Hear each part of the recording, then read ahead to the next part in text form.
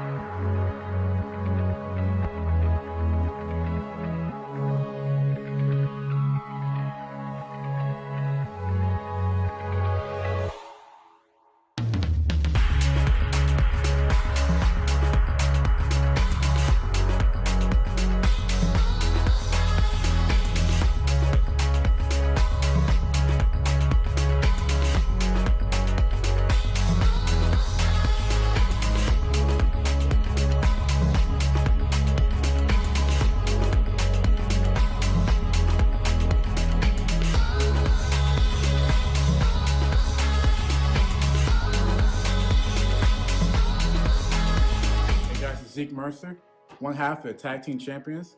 I'm here to tell you that if you want to be a champion, if you want to survive this thing, wear your freaking mask, okay? It comes in all different colors. You can get Eclipse Blue, JC White and Black, or even hell, Blue and Gold. But guys, please, also remember, please, it goes over the nose. Over the nose. Thank you.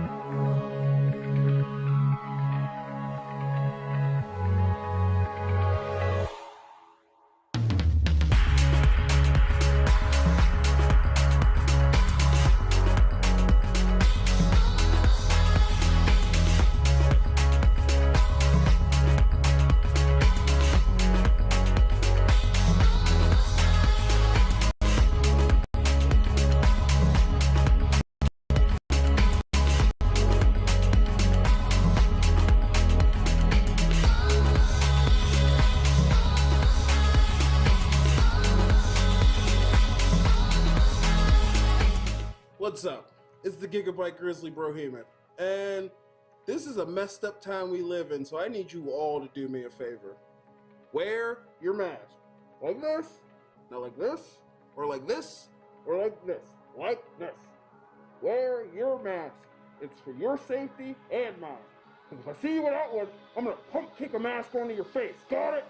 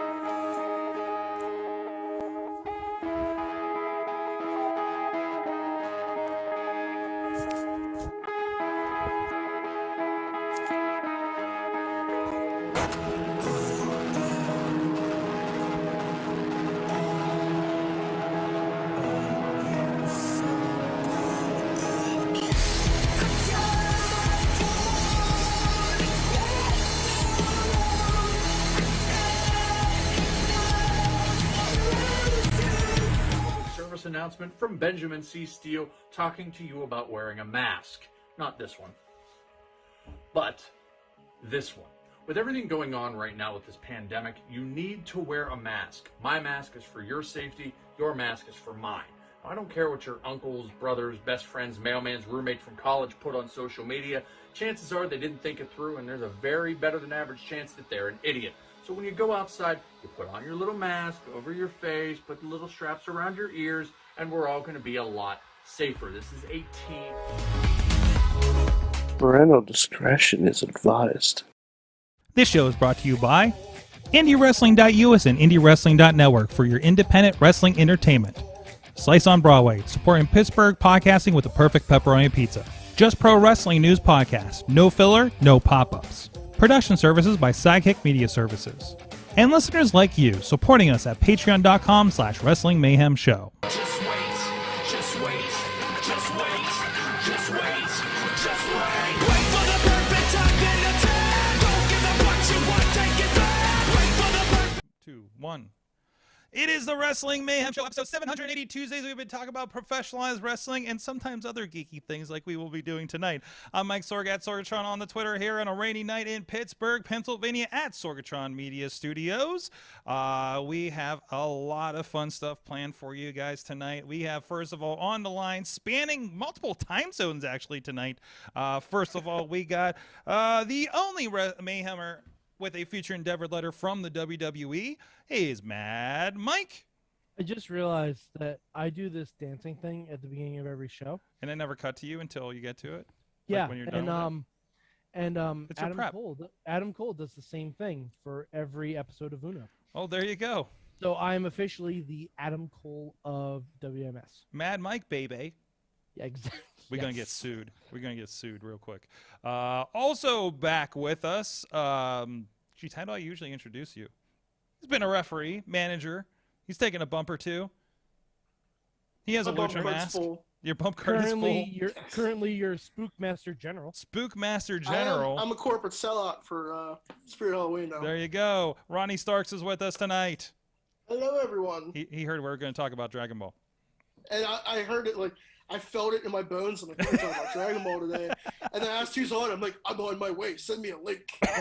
Ronnie's just here to lend us his energy so we can have a perfect podcast spirit bomb. There you go. There you go. Oh, there you go. I can't wait for everybody to try out their fusion dances later. But the whole reason we're doing this, because we have our special guest with us. He is the man of tomorrow and the man of the hour. He is Daniel Eads joining us. What's up, guys? I'm excited to be here. I think we're going to have fun. I think it's go. I'm starting to question what I signed up for. Oh, that's everybody when they come on this show. We've interviewed Daniel on the Indie Mayhem show in the past, so we've had our wrestling discussion with him, and he does. We'll get into what he does, but I just wanted see, you forgot my other moniker, Sorg. Like why I'm specifically here for Dragon Ball Talk. Because I'm the bear to Goku, right? Right. Yes. But I'm just like, yeah, come on the show. We're a bunch of geeks. Let's just talk about Dragon Ball Z for a segment, and you're like in. So thank you for coming on, and we're going to have some fun with this. So not a problem. I'm glad to be here. But of course, before we get to that, let's get to some business. Please go check out everything at WrestlingMayhemShow.com. You can check out this and other episodes and other shows that we're doing over there. You can hit us up at that email address.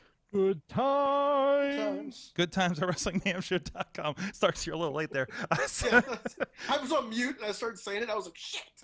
412-206-WM0 is the hotline. You can call us drunk, call us anytime. Just don't call us late for dinner. And tweet us at Mayhem Show, Wrestling Mayhem Show Facebook page and group. The group is where a lot of great discussions happening throughout the week. A lot of interesting talk, especially about that Just Pro Wrestling News Future 50 #1 that just dropped. You can go check that out on their social media, JPWN Show on the Twitter. I set up the Twitter account and I forgot it. And of course, we're live every Tuesday at 9 p.m. Eastern Time on Facebook, on the Wrestling Mayhem Show YouTube page, and on the Sorgatron Media Twitch page. All right now, you can join us in those chat rooms, just like I see Alex in California, Tina up in Seattle hanging out. Junior, someone say Dragon Ball. This is the one where Junior gets involved. This is the one where he calls into a show and tells us how fucking wrong we are about our power level. Oh, I'm sure. If people thought we were wrong about our wrestling opinions, wait till we get to Dragon Ball. I think he's going to tell us that call me Yomi, shut the fuck up. Yeah, there you go. There you go. And, of course, please follow us on wherever you get your fine podcasts. We're on all the platforms there. If we're not, let us know. We'll make sure we're attached. Honestly, we're probably where you get crappy podcasts too. We're everywhere. Yes, we are. We until they shut down. We've shut down like 2 services. You know that, right? One in the first 6 months of the show.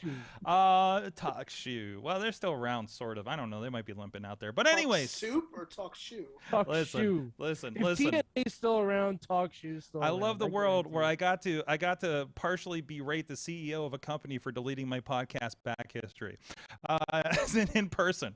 So. Anyway, thank you to our Patreon supporters, patreon.com/WrestlingMayhemShow. Everybody that helps keep the lights on here at the studio, including our friends at the fan of the show level, Bo Diggity! Woo! As well as, was that a Macho Man woo? What was that? No, that was me powering up. So gotcha. Stay on theme. Ed Burke, Team Hammerfist at the Poppy Club level, Dave Podner of the iPhoneography podcast, our friends at OccupyProWrestling.com at the Pizza Club level, Doc Remedy, Kyle Turner, The Riz of Riz Plays Games, and Bobby F. J. Town, and at the manager level, Bradley, Don't Show Me Your Butt, Brothers, wow, excuse me, and Butters. Tina Keys. Brothers, Bradley I would rather Ruthers than show a rump. Radley Butters. He doesn't look like he would be a Butters, though. He would be. Hey guys, don't show me your butts. Oh, hamburgers. Thank you, everybody, at patreon.com/Wrestling Mayhem Show. You guys can support the show, too, and get some off-air conversations as part of that. So, what is going on in the wrestling world? I was just peeking around. First of all, you guys showed me this one last night. Ruby Riott, now Ruby Soho, has a fantastic series. Did you watch were you on the show me this, Mike, last night? I was the one that told you about this. So it is like so good. I am appreciating, because I think we talked about Buddy Murphy, whatever his name is now, but Matthews, I think. I feel like everybody that gets let go from the WWE has an "I'm escaping from prison" video. And yet no one has copped the off the chain. Yeah. But like Ruby Soho now has an amazing series. I especially like this latest one. It's so punk rock. It's so her. And did you notice the theme song says her name now?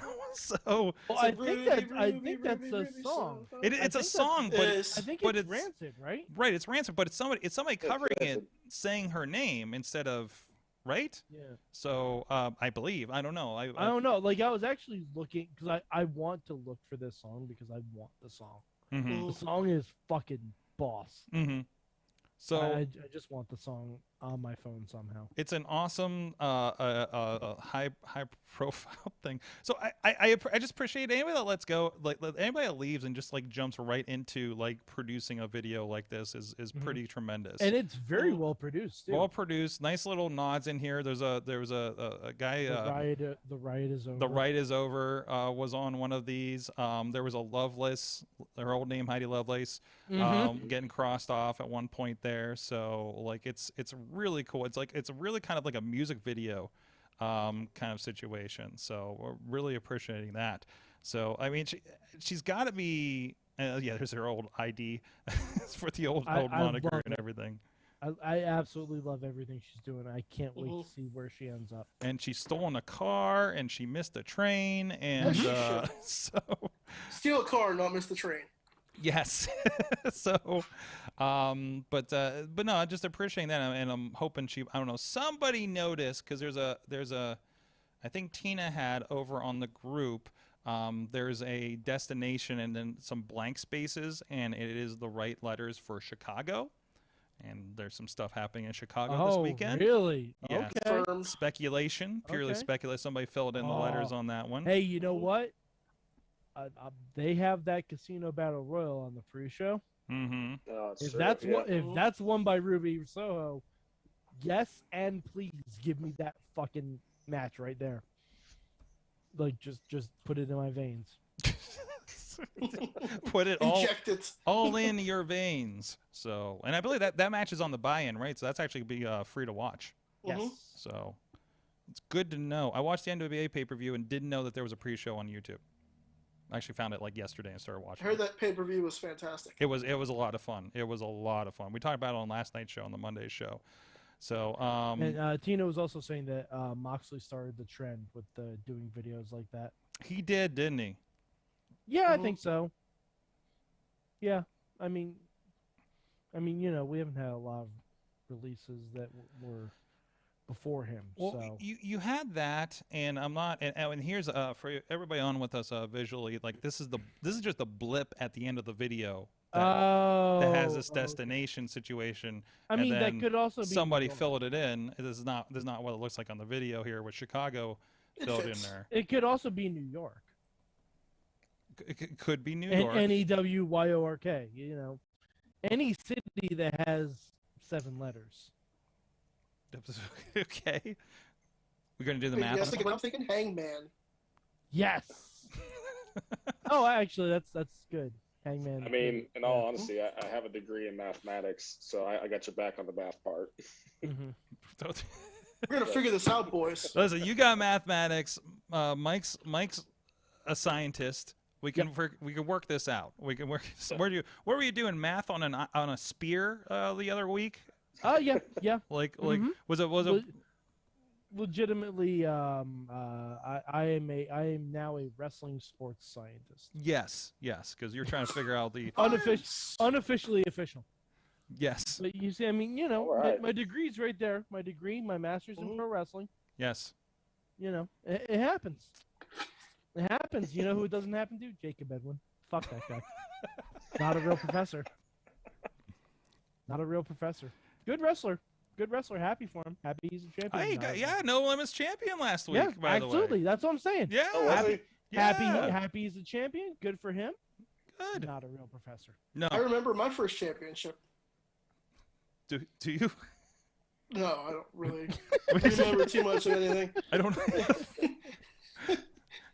I was being sarcastic, but then you actually asked me the question. I'm like, I don't. We're still talking about that tag belt you're still carrying around? I don't know what you're talking. Oh, the one that's sitting over yonder. Yes, for that Over for yonder. that company that doesn't really exist anymore. It's fine. They're never going to get it back either. No shit.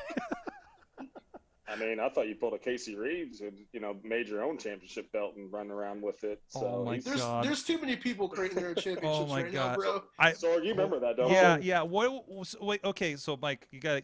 So what was Casey Reeves' championship? Wasn't it like was it the sex sex? champ. He was the sex champ. Yeah.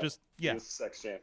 Yep. Yep. I mean, that seems like it'd be based on Sex. other people's perception of your performance and not your own. Oh, it's only a self-perception and self-performance, I mean, I'm sure. Speaking of title belts, did you guys see what Zack Ryder did? Or Matt Cardona. Hold on a Excuse me, second. Matt Cardona. Hold on, I got to pull that up. Oh boy. It's a thing. I may not like everything he does, but he's tapped in. Mm-hmm. And yeah, he made the GCW title a spinner. Mm-hmm. And then he had a Velcro to the back too. Yeah, yeah. I don't know the rib on that, but No, that's because WWE title belts have Velcro on them now. Oh, do they now? Yeah, they're not snaps. Yeah. I love how it's the Universal title too. I jokingly called him a belt mark or mark for himself, and then a bunch of indie guys got super upset that I said that. I mean, okay, to be fair, who amongst us is not a mark for themselves? Yeah, yes. I mean, come on. I mean, that's first of all, that is the biggest. Here it is. If you're with us on the video, there is the Spinner GCW Universal Champion. Yeah. With the Well, big, that's the just middle next level finger, shit. that's the LI. The LI with the middle finger. Uh-huh. And he's got what does that say? He got the Always Ready, Still Here logos on the end of it, Yeah, and his logo and on it. When he had his first title defense, he dressed as Mr. McMahon when he was the ECW champion. Which was fantastic also. Yeah. Like, I'm just trying to think what else he can do. Like, I guarantee he comes out as David Arquette next time. It's not like this is new. I was just watching. I watched a next video popped up on YouTube, and it was Ring of Honor going over like the top 10 moments of CM Punk when he was there, in 2005, and he did the same thing. Like, he went corporate, started coming out with a suit, won the championship, started pissing off the Ring of Honor fans. Like, he signed his great. WWE contract on the Ring of Honor. On the Ring of Honor belt. I never saw this stuff, so this is new to me. I have both the Summer of Punk DVDs if you want them next time I see you. Well, I pay for Honor Club, so I'm pretty sure it's on there. So I need to dive into that sort of stuff. So excuse the fuck out of me. I appreciate it. I appreciate it in your old media situation, Ronnie. But I mean, I have it on 8-track, bro. If you wanna listen to it. Yeah, I got an HD DVD of Danielson's last ROH match. HD DVD. Wow. Got that VHS trader tapes, man. That's how they used to do it back in the day. Listen, man, I had a job where we had to dupe. Dude, you want to come over and watch my Laserdisc of SummerSlam '90?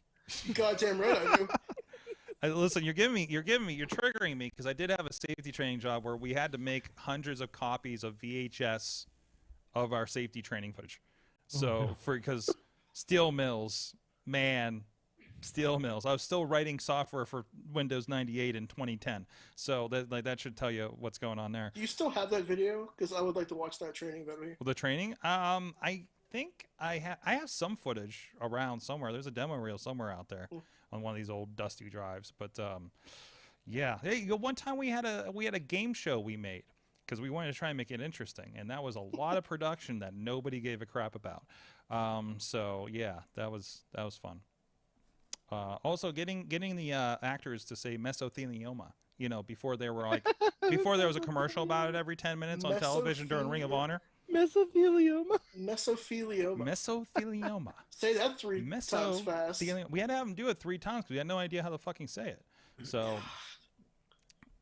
and now I do this. So, anyways, Zack Ryder, still a national treasure. Got it. Moving on. Let's mention another national treasure.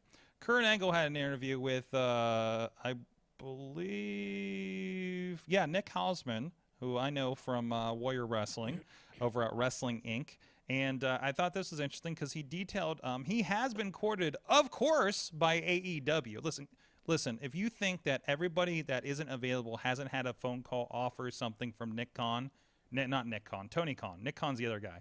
Damn it. He's the guy we don't like. They did that. They did that just to confuse us, right? He's the guy that calls first, and then you get the call from Tony Khan. Oh, I got it. There you go. So, but he detailed, well, one, he's talking about his podcast, and apparently he's doing a line of sneakers to commemorate his 25 years since he won the gold medal. I'm not a sneaker buyer. Oh, okay. What's that, Eads? With a broken freaking neck. With a broken freaking neck. Well, they have broken freaking soles on the shoes. I was going to say, I don't know if I trust someone who markets shoes that celebrates a broken neck, because I don't think those shoes are going to have very good ankle support. I feel like I shouldn't. And especially with Kurt Angle, because he would not want you to have good ankle support. That's right. That's right. Like so is it like a protector? Like give me an ankle protector kind of sneaker situation, right? I mean, that's what I'm thinking. They'd be probably like high rise a little bit, little extra padding around the ankles, like extra support, so you don't snap your ankles and you're wrestling or doing whatever with a broken freaking ankle. That's the way I see it. So are we going to assume it does these do shoes, the ankle lock? So are we going to assume these shoes are going to suck? Yeah, probably. Yeah, these shoes suck. Oh boy, I feel like I'm going to see these around town for sure. So, you know we have to buy. Oh no, is this it? Oh no, it does. Wait a minute, it does say "you suck" on it. Is this really them? Oh no, 25th anniversary. This can't be it. It's They're like ugly as shit. It says it's got a little GI Joe looking thing. There's the flag thing. That's Photoshop, dude. No. Is this okay? Hold on, $225 per pair. Teamed up with Garrickson Studio. That can't be right. That's not spelled right. Is this a video? Oh no! Now I'm deep diving this. This wasn't even the thing I wanted to talk about, but this is the more interesting thing for sure. Let's see. Into the dark web we go. Okay, into the dark shoe web. Listen, now then here's the other question: Do the Young Bucks pick this up because they're such like crazy shoe marks, wearing $2,000 shoes to wrestling matches and getting them bled on? No, this is them. There it is. You suck on the back. Yeah, they're kind of. Oh, they're ugly. Yeah, those. No, I like my shoes. I wouldn't wear them. Like, here's what I'm saying. If you're Kurt Angle, you're known for red, white, and blue. That looks pink to me. That does look pink. I'm like, why are these pink shoes? Like, you know what? You know why? CM Pink. Huh? It's all a Rich Tapestry. He's gonna fight Punk. Ah, okay. That's it. Okay. Confirmed. CM Pink. That's it. Jeez. All right, so we are through the looking glass here, people. Yes, we are. We're reading the tea leaves. We're reading the laces. Kurt Angle was not wearing a wig. Yeah, I'm not boy. Oh boy. But anyways, he was talking about how he's had 3 offers from AEW apparently.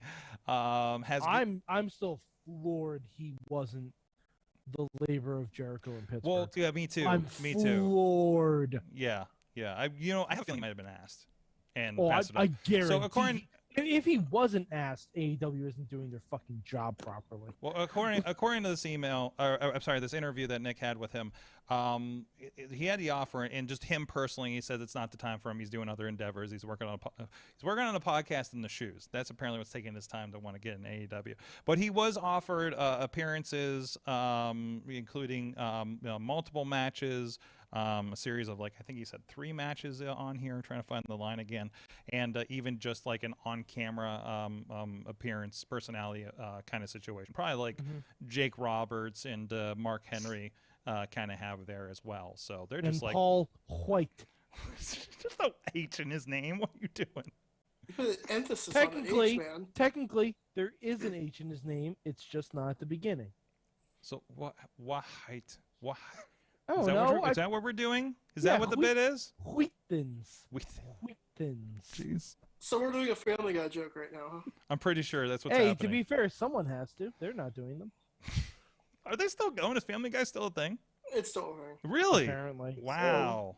Seth MacFarlane doesn't have enough money yet. Is it at that point where like it's a shell of its former self, but we still kind of roll with it? I haven't watched it Yeah. since it was renewed. Like South Park, yeah. I think I stopped watching it like 5 years ago because it just got away from what it really was, like the catchphrases and everything, and now it's just like solely storyline. The cut-in scenes are just lackluster, and it's just kind of like same thing on repeat, and just kind of lost its soul compared to when Family Guy first broke out and everybody was watching it and stuff, and you had, like I said, catchphrases and your moments that you always referred back to. Now it's just kind of like background noise, if anything. Well, yeah. I'm sure they angled towards the syndication crowd on that one too. So it was a bit like, it's nice if we don't have to edit these when they're on after your local news. Yeah. Hey, they can't all be South Park.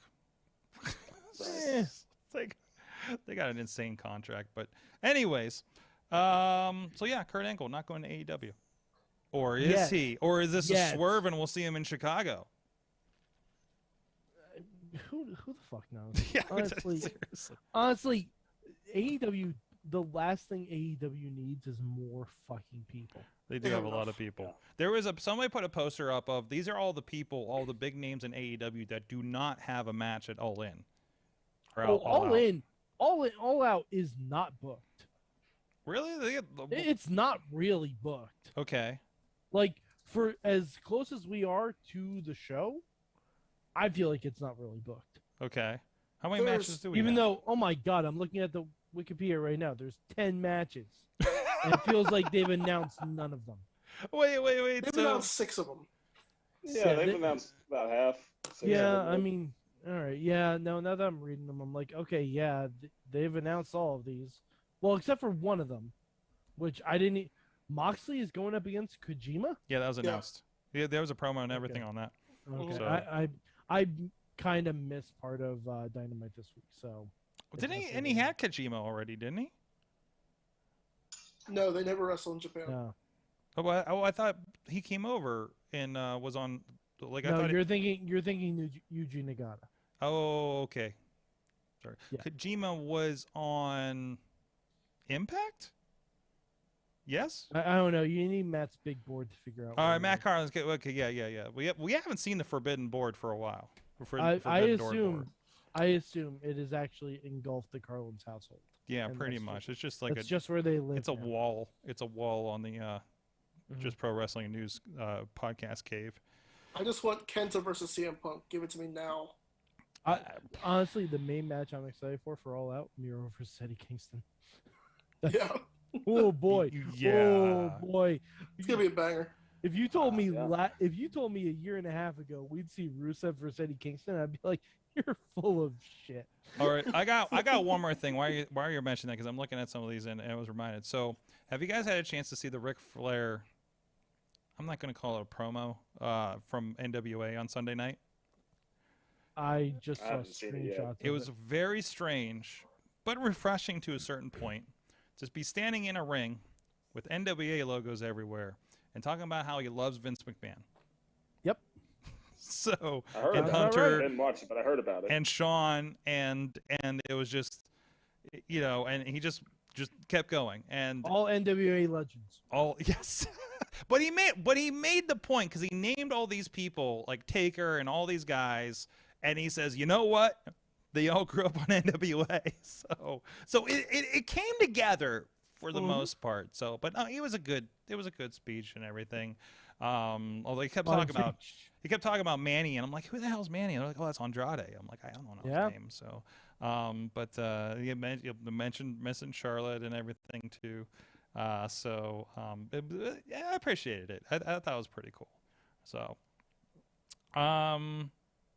yeah. Well, with that, before we get to the discussion we really want to get to, I want to give a shout out. First of all, go check out, even our guest tonight, see him in action over at IndieWrestling.us and the Indie Wrestling Network, a big part of the Renegade Wrestling Alliance. A lot of his matches over on the IndieWrestling.us YouTube page. I think we have your match with Shane Taylor up there, if I'm not mistaken.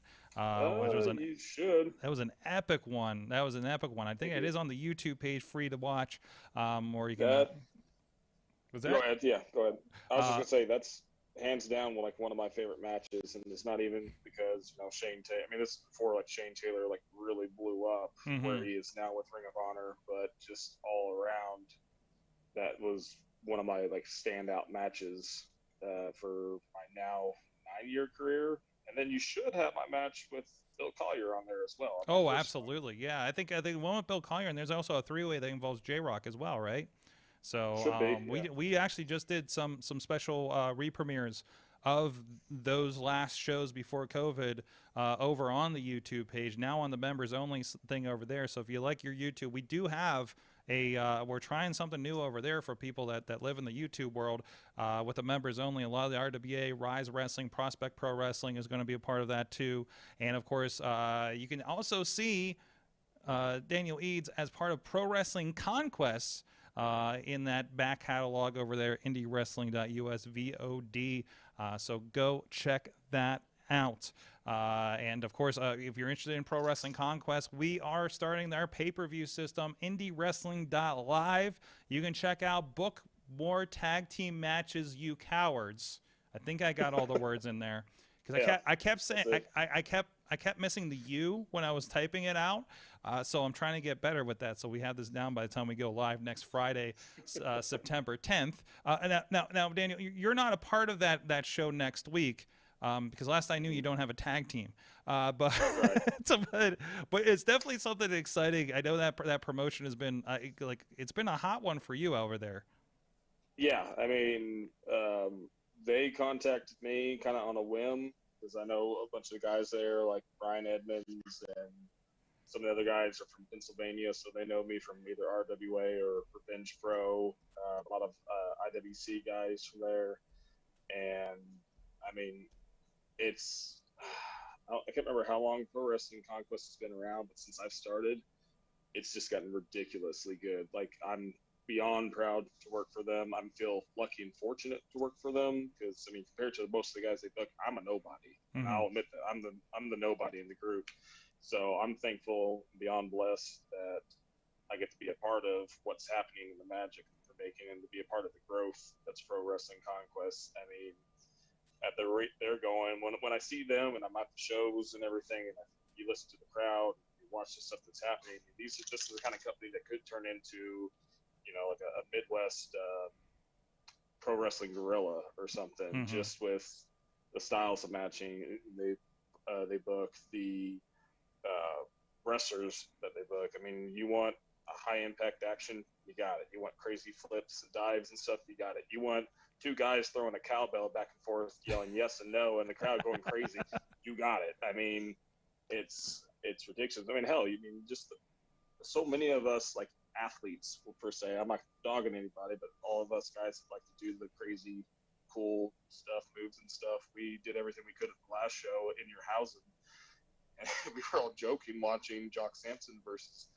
Danhausen, and we were just like, everything we just did, and it had nothing to do with that match there. Like, nothing we did in our match could top what they're doing, and they were literally doing nothing, but it was amazing. It was great. Yeah, it was a lot of comedy, right? It was a lot of fun. Right. So.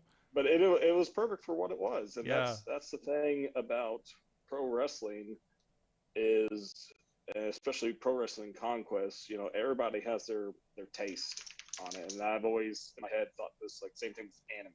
Yeah. You have your wrestling in your anime that's based around storytelling. You have your wrestling in your anime that's, all action. Doesn't really make sense sometimes, but, you love watching it. It's like, oh, crap, that's cool. That's awesome. It's cool. What's happening right now? And then you have your mix of both. And Pro Wrestling Conquest is one of those companies where you get a taste of everything. Your comedy, your action, your emotion, the story, just anything and everything you can get. Beer. I know they push the beer a lot, so there is beer to drink while you're at the show. I'll say it for you. You're welcome, Derek. That adds an interesting fan element to it for sure. So I mean, hell, the last show the crowd went crazy, beyond crazy, because you had Mance Warner out there wanting a beer, and then here comes freaking Sandman out of nowhere with a case of beer, and it was just like, that crowd went ballistic. And maybe they needed the beer after hearing Julian Hall sing. I don't know, but it's a fun time, and I think it's going to be one of those companies to keep an eye on. And I hope I can maintain my stay there to be at the pinnacle or at the peak when they reach it, because it's going to be an awesome thing to be a part of. And I hope Ryan Edmonds is happy with what I'm saying now. I'm going to call him out on it. Yeah, you got to make sure you appease the office. Yeah. Gotta get that rub. That's right. Exactly. Yeah. Well, even this next show, just to plug it real quick, friends of the show, like the main event, Generation Dead, G Raver and Gory, Ace Austin and Madman Fulton from Impact Wrestling, The Awakening, The Formula Ascension, Lenny and Lodi from WCW reuniting on here. Tate Twins I saw at OVW win the championship when I was down there for a taping, and of course some other friends, Facade and Danny Moe, Victor Benjamin, Lady Frost, well of course Frost just on the NWA pay-per-views over the weekend, and like I said, hey, Jock Sampson, of course, Jock Sampson, Cole Carter, and some tag team action as well. Not together. I think they pick each other's partners or something. Yeah, that's going on. And I won't be there because nobody called me to be the mystery partner, so okay. I won't be there for that. But I mean, in all honesty, I might have to honestly buy the show because I mean, hell, the main event versus the Awakening. When I first found out about that match, it's like that's going to be an awesome match. That's going to be one. That one right there will steal the show. I know it's technically a tournament. I mean, hell, for a first round tournament match, good luck to everybody else because that one is the show. That match is the entire show right there. So it's going to be awesome. Good luck to those guys. I look forward to being able to watch it one way or another. Yep. There's going to be a lot of options in order to watch it live or after the fact. We really appreciate that. Maybe Conquest partnering with us at IndieWrestling.us to do the pay-per-view. So looking forward to getting that out there for everybody, and it's the best kept secret in West Virginia is Pro Wrestling Conquest. But the reason we have you here, the real reason we want to talk to you, is you're a big Dragon Ball Z fan. It comes out in your wrestling, and I just wanted to give you guys all the floor to talk Dragon Ball Z for the next however long. So first of all. Now we were talking about you beforehand about like kind of the Man of Tomorrow kind of moniker and things like that, and obviously over the last several years, like I think I first saw it with you up in Revenge more than anything, Revenge Pro up in Erie, great Eric Draven, John McChesley. I'm hoping they come back soon. So you know, you're obviously a big fan. You're wearing the hat if you guys are on audio, and oh no, we lost your video for a moment. There you are. So, my phone battery's getting low, so. We're good though. Okay. Well, if you drop off, we know why. We're just not going to point out it said the phone of tomorrow. We're just not going to point that out. No, we talked about that before you got on hand. Yes, so. Yes. Because I terribly fucking popped for it. I popped for it. So tell us first of all about like what was the point where you embraced Dragon Ball Z in your in your wrestling? Well, I'll reiterate what I said before we got like live and everything. Like when I first started, you know, everyone was like, I was clean shaven and stuff. Everyone's like, you look like Superman. You look like Superman. You got to do Superman. So my mentor who brought me into the business was like, I'm going to book you as Man of Steel. Then the Man of Steel came out. I hate Superman. I'm just going to throw it out there. I don't care. I hate Superman. We won't break it down why again, but a buddy named Brandon Espinoza came up to me one day and he was like, hey, why don't you take off with like the Man of Tomorrow? It's a less promoted moniker of Superman, small line of comics, and something clicked and I ran with it and I liked it and it worked. I mean, I've been doing this for 9 years now and I felt like it worked for about 4 to 5 years of it, and then after a while it just got kind of burnt out on just being compared to Superman, and I wasn't having fun with it as much. And I don't know, I watch a lot of anime, and certain things about it were kind of clicking with me. And I think what really made me dive into it was about, let's see, pre-COVID, so maybe 3.5 years ago, I posted a gym photo and I was wearing a Goku tank top, and a fan from RWA commented, he was like, hashtag bearded Goku. And I was like, holy shit, I'm running with that. Yes. And the more I thought about it, And, everybody gets their inspirations for their gimmick, their character from different aspects. Some people try to replicate former, wrestlers or current wrestlers, whatever, like their inspirations are actual wrestlers. Some people take characters from movies or TV shows. So the more I started watching certain animes, thinking about it, it was just like, I think I can have fun with this again, and I can really make something out of me and my character, just pulling these little, Easter eggs of hidden gems and stuff from animes. And I feel like it just kind of took off for me as far as, reaching a broader selection of fans and mainly just having fun for me and being proud of my character. I always get shit on for doing the Superman punch, and we can go back and compare who did what first. I'm not going to do that.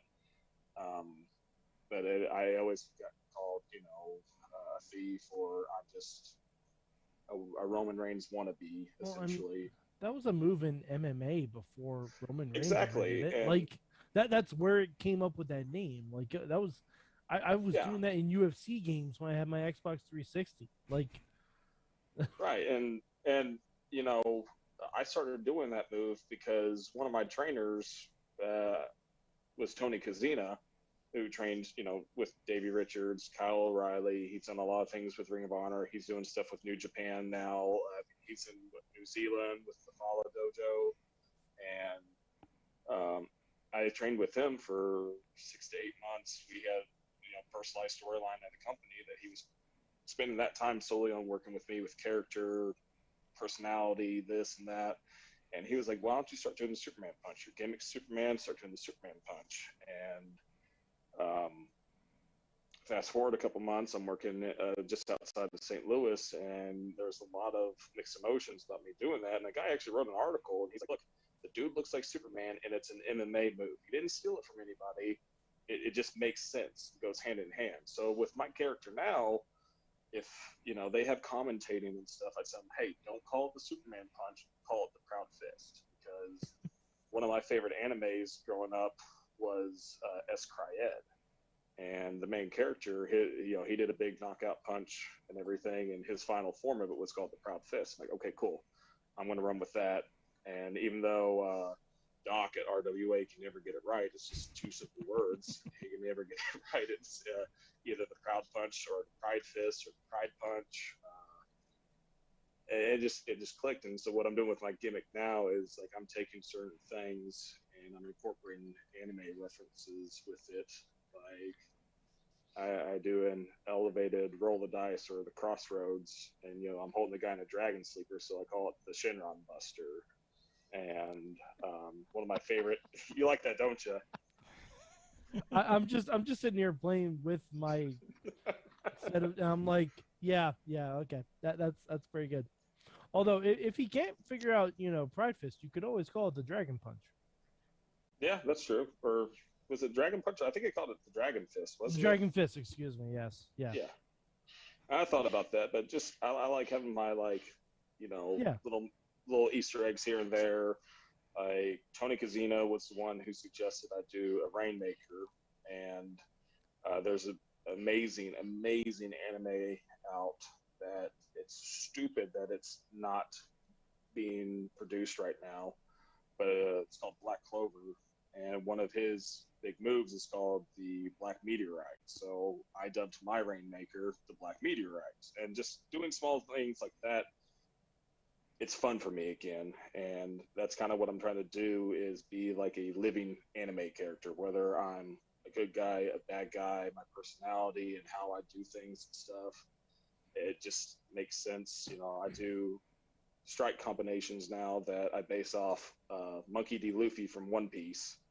And and yes, I'll yell out like Gum Gum, Gatling, Gum Gum Bazooka, Red Hawk, stuff like that, just to be kind of over the top. But it's fun for me, and I know when fans get it, because I can feel that their appreciation, or they pop for it. I mean, hell, Sorg was there when I powered up and tried to go Super Saiyan at Revenge Pro Wrestling.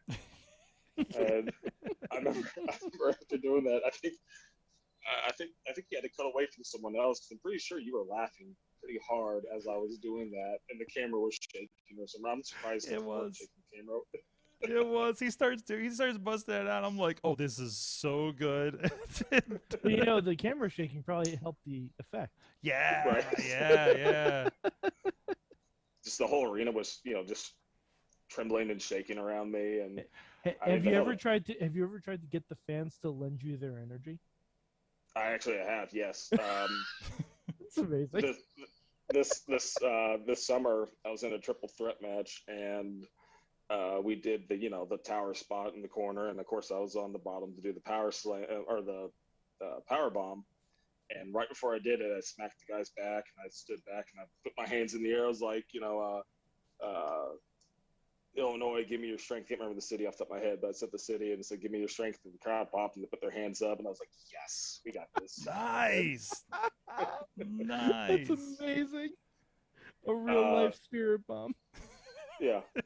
Well, and like recently, and I think Sorg, I don't know if you caught it in my, I've done it almost every match at Pro Wrestling Conquest, but I started doing a special beam cannon chop. So, yep. Yeah. So I'll chop the guy once, I'll chop the guy twice, and then I'll put my fingers up to my head and I'll charge up essentially.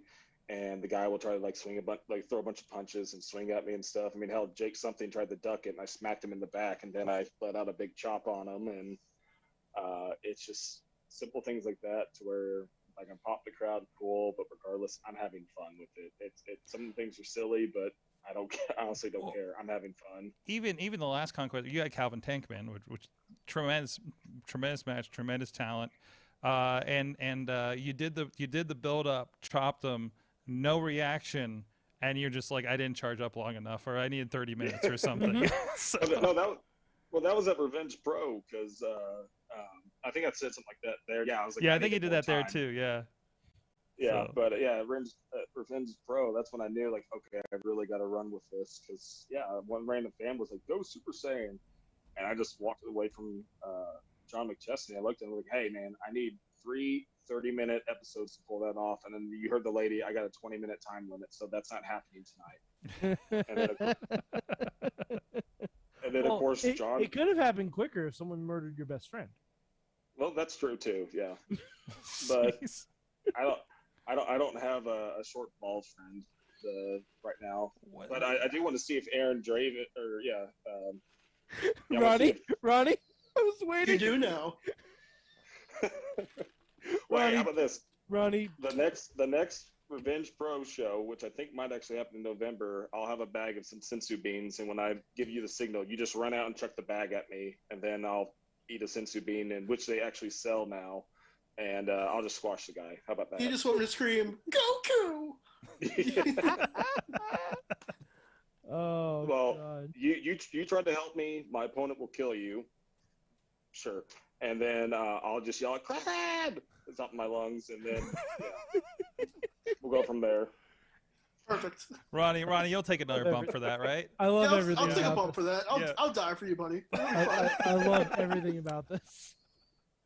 So, and I love because by design, I'm like, oh, Mike, you haven't seen any of his matches yet. You want me to send me? He's like, no, I want to go in cold on this. Yeah, I want to go in cold. I want pure reaction. Yes. But if you ever go heel, you gotta practice your M. Just go a little lodging on the forehead. Mm-hmm. You can join or I could just. If we want to be technical, if I ever go heel, then I just gotta dye my hair pink, right?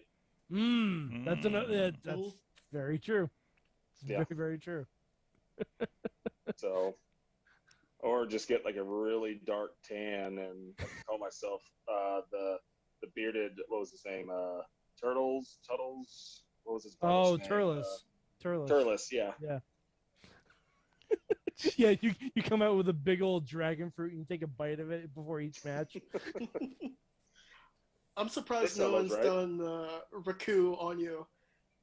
The name's Raku, and it rhymes with doom, and you're gonna be hurting all too soon. I love Abridged. I'm sorry. Oh man. Well, and at that same company that I did the tower spirit bomb, I guess we can call it.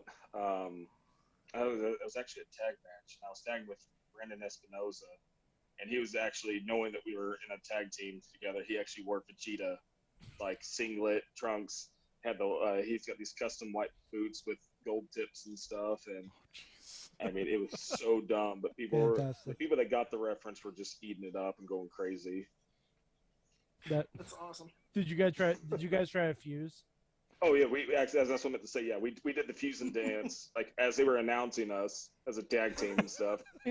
Before I walked out, I was like, dude, I know you're shorter than me, but it's okay because Vegeta's shorter than Goku, so we can make it work. We're doing the fusion dance when we get out there. He's like, no, like, please, just let me have this moment. Wait, so he was hesitant to do it just like Vegeta was?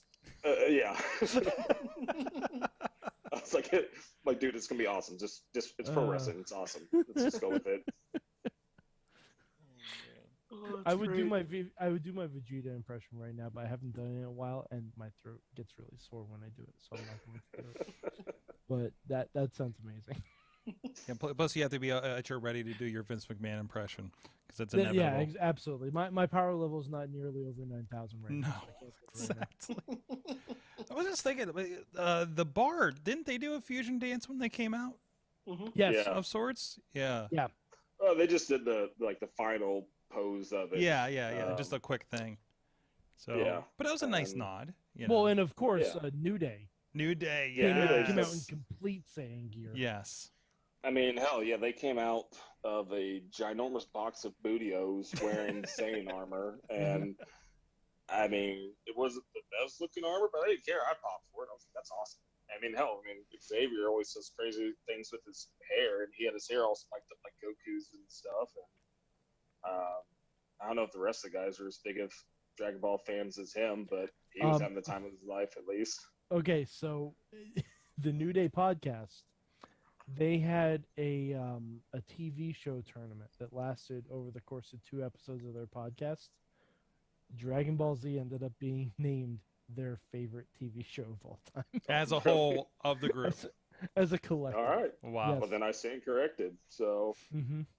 It was pretty funny because like they're getting rid of shows like Breaking Bad, Game of Thrones, like they're just dumping all of them, and they're like, I don't think we intended to end up with Dragon Ball Z as the best TV show of all time, but here we are. Well, and I mean, hell, you look at what Dragon Ball Super did, and Dragon Ball Super took everything that everyone from the 90s and early 2000s hated on Dragon Ball Z about, and you can tell they listened to it and they perfected it. I mean, hell, the best part was the first time Goku went Super Saiyan God, Super Saiyan, or Super Saiyan Blue. Everyone's like, what is that? He's just like, I could explain it, but we're just going to call it Super Saiyan God, Super Saiyan, or Super Saiyan Blue. Just like kind of like that little jab at all those people that constantly just bury Dragon Ball. Oh, they just spend 30 minutes just screaming and powering up and this and that. And he's like, it is what it is, whatever. And, but no, it's like, Dragon Ball Z for its time was great. And it was one of those things, like, it was just like a national treasure, if you will, of an anime. But what Dragon Ball Super did was just amazing. Like, just beautiful. The storytelling, the cinematics of it and everything, but just the way they broke it down. I mean, the Tournament of Power was by far one of the best stories, and it was so well played out, like visually, but just each character had its moments, even your side characters that no one ever cared about, like Master Roshi, Krillin. I mean, hell, the episode with Master Roshi, I mean, that was a tear jerker almost. I mean, just when he had his moment with Krillin and Goku and all the flashbacks and stuff, it was like you took this creepy old perv of a martial artist and turned him into this complete badass hero.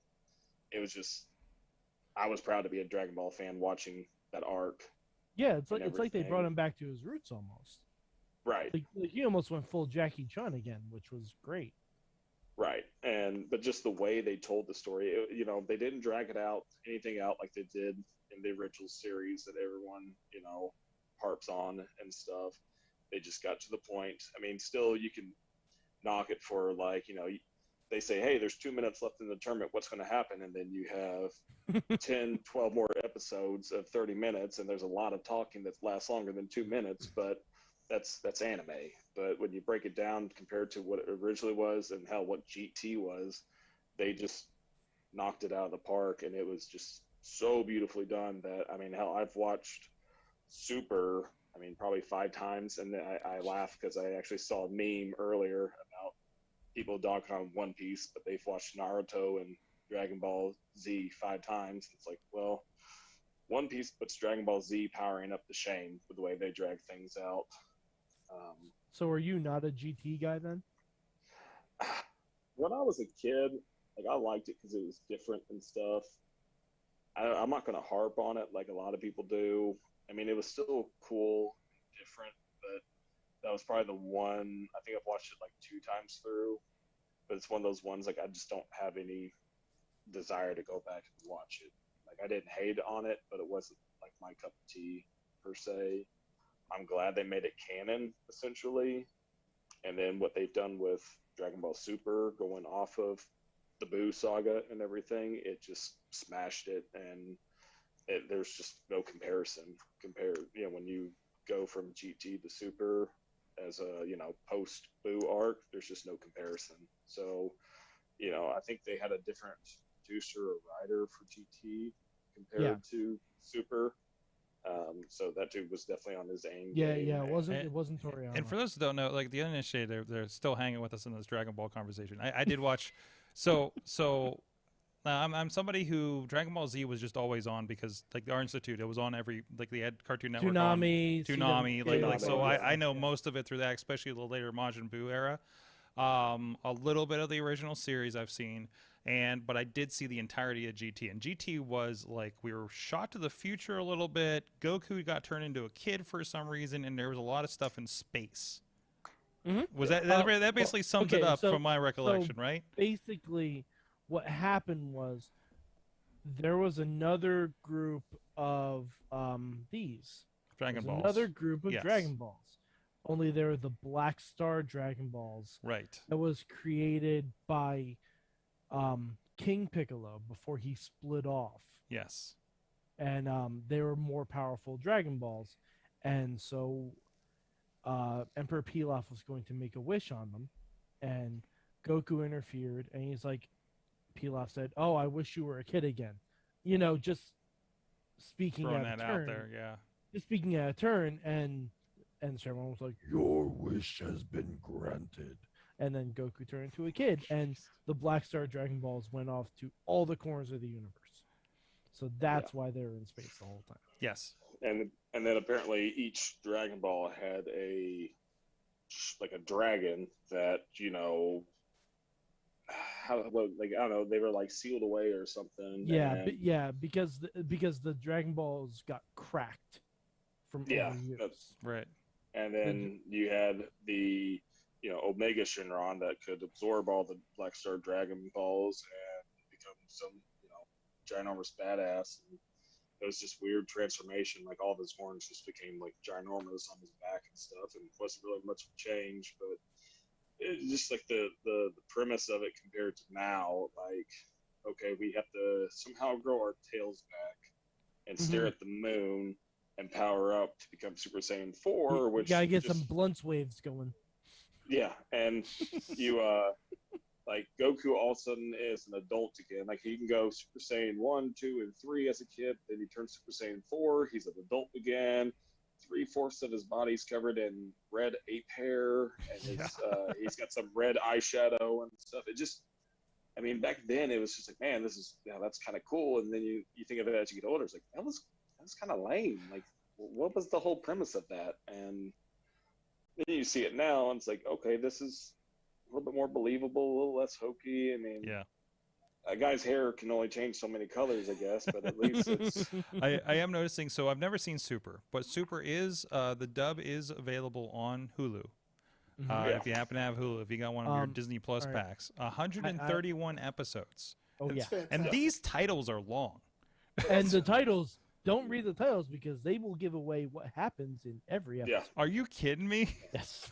They give away what happens in every single I'm episode. spoiling myself just flipping through this.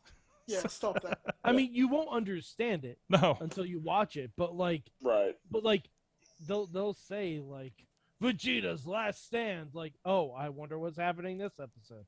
Yeah. But like when I first heard about Super, because of GT, I wasn't that excited about it. It's one of those things like Dragon Ball Z was great back then. I still love it now. It was one of those things like just leave it alone. And then I remember I was on the road with some guys, and they mentioned it. I'm like, wait, that's still going on? They're like, oh yeah, dude, it's pretty good. It's pretty good. And at that point, it was like 30 something episodes, and maybe it had been around for 6-8 months, we'll say. And I waited on it for like another couple months. I was like, nope, screw it. I got nothing to watch. I'll give it a shot. They had some dubbed episodes out at that point, so I started watching those, and I was just instantly hooked to a point where I caught up with the dubbed episodes that were aired, and I couldn't wait for the dub to come out when I saw that there was like 30 something more of the subtitled episodes. So I just said, F it. Like I can hear the American voices in my head. I'll just watch the subtitled version. I can't wait for this. And yeah, I was hooked. I finished everything else on the subtitled version, and then I instantly went back to the dubbed, rewatched the entirety, and got caught up again to where I think there was maybe 12, 14 episodes left. And yeah, I mean, they usually came out, I think, like Saturday night, Sunday morning, and usually it was like when I was on the road home from somewhere, I had it pulled up as soon as it hit midnight or 1 o'clock in the morning. I was watching Dragon Ball Z or Dragon Ball Super on my phone driving home because I couldn't wait to get home. Like I couldn't wait till I got home to watch it. And I mean, it was awesome. It was beautifully done. So Sorg and anyone else that's never watched Super that says it, you will not waste your time. And I cannot commend what they did with that whole series enough. Oh, I'm definitely going to get into that after that recommendation. For those curious, Hulu does also have the original Dragon Ball and Dragon Ball GT, but they are subtitled versions. Yes, this is the problem. Well, they had like Cowboy Bebop was like not all of them were on dubbed. No, or Cowboy something like Bebop that. is dubbed. But on Hulu it was funky. Because I was trying to watch episodes, and it didn't seem like they had everything dubbed. I thought they fixed it because I just watched it. Did they? Oh, well, I don't know. I just bought it on Google Video like a year ago, so I just watch it whenever I want. I mean, honestly, like there's some that I watch on Hulu and stuff because they do stay pretty up to date. Yeah. Naruto and stuff, but other ones like One Piece is on Netflix, it's on Hulu. But realistically, I mean, you got to either watch it on Crunchyroll, or I have a website that I go to that stays up to date with everything. And because Hulu and Netflix, they'll only have some series, like the first 2 or 4 seasons, and that's like 40 to 80 episodes compared to their entirety. And I mean, One Piece is at like 1,300 episodes right now, and all right, I think I'm at like episode 800 something, and that's one of those ones that's just like they drag it on so much that I just take breaks and I'll binge it for a day or two, and then I'm like, I can't. So I have one more question before we have to go to break here. I have one more. Okay. Mike, you go first. Okay. What is your favorite Dragon Ball Z fight not involving a Saiyan? Not involving a Saiyan? Ooh, that's a good one.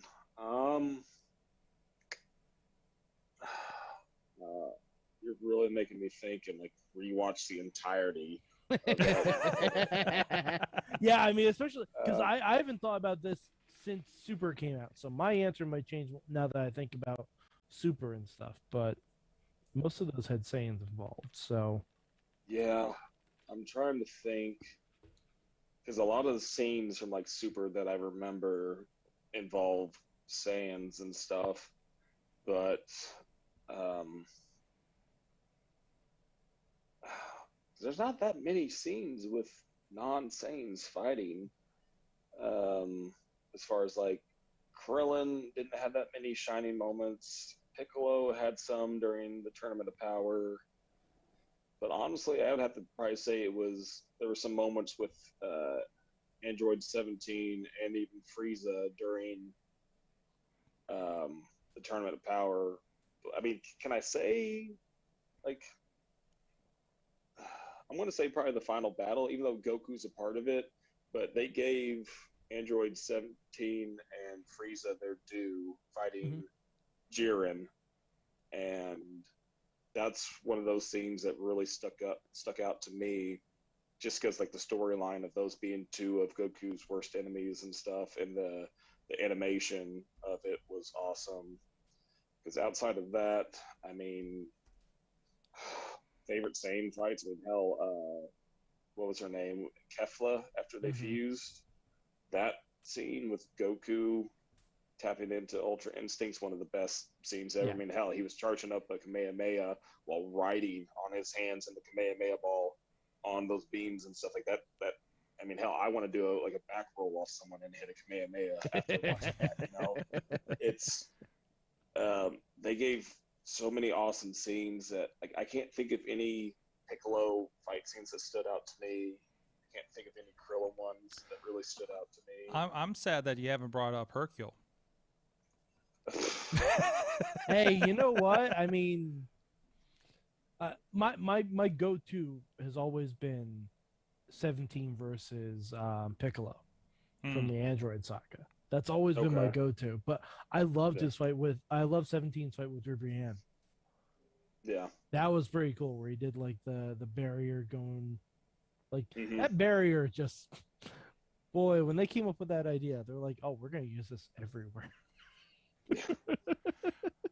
and that was the thing. That's why, like, coming into this, thinking about certain scenes and stuff without knowing anything what we're going to talk about, like that's why I wanted to poke at with Super, was how they ended that final battle was just so amazing. And like, again, the storytelling of two of Goku's enemies, because that's Goku's thing. He's had all these enemies, but he's always been able to befriend them after fighting them. I mean, hell, they were ready.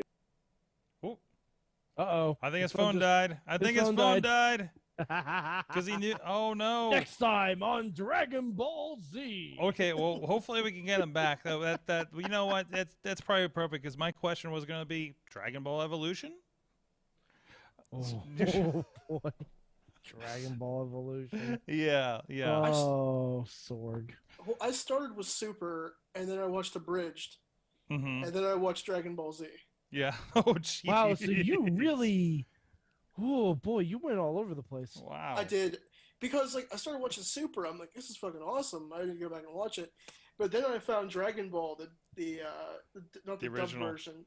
Yeah, and I'm like, I can't watch this trash. Because... Yeah, that was so, I came in discovering Dragon Ball Z, and then they started running the old Dragon Ball, and I'm just like, I can't do this. This is too goofy. Yeah. Right? So, and that's the thing. It was all, everything that had a different was tone. way more for kids. Now way more I want Ronnie to go watch and give opinions on GT. Good news, GT's not very long.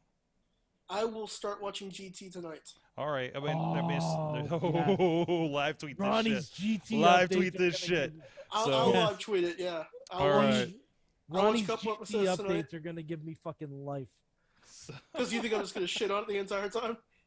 No, because honestly, there's some really good shit in GT. Well, I'll watch it. Well, we're going to see if we can get our guest back on, or if his phone boots up, or whatever the case may be here. So, but I want to give him a shout. His Twitter is D_man of tomorrow, Daniel Eads. Of course, somebody that we've seen a lot with the Renegade Wrestling Alliance here in the area, Revenge Pro up in the area, and of course with Pro Wrestling Conquest. So please check out his social media. Look up Daniel Eads on whatever I believe he's on Instagram. At least he's on the Facebook, I know, and he'll be coming out sooner or later. I'm sure to RWA or Conquest in the next several months, or just look him up at IndieWrestling.us on our YouTube page to see him in action. So let's what are we doing next? Oh, hey, you know what? I want to give a shout out to our friends that support Pittsburgh Podcasting with the perfect pepperoni pizza, New York City style. Yins are made here in Beachview, Carnegie, East End, and North Hills, 4 locations. And of course, I know a lot of people are on different parts of the country and on the left coast, in the middle, and everywhere in between. But please, if you do not have a slice on Broadway in the Pittsburgh area near you, please support your independent podcast. Please support your independent pizza producer. Just like we ask everybody to please support independent professional wrestling companies across the country as well. So thank you to our friends over there at Slice on Broadway. Thank you for supporting the show. We're going to go to a quick break. We'll be back with WWE What If after this. And hopefully our guest will be back.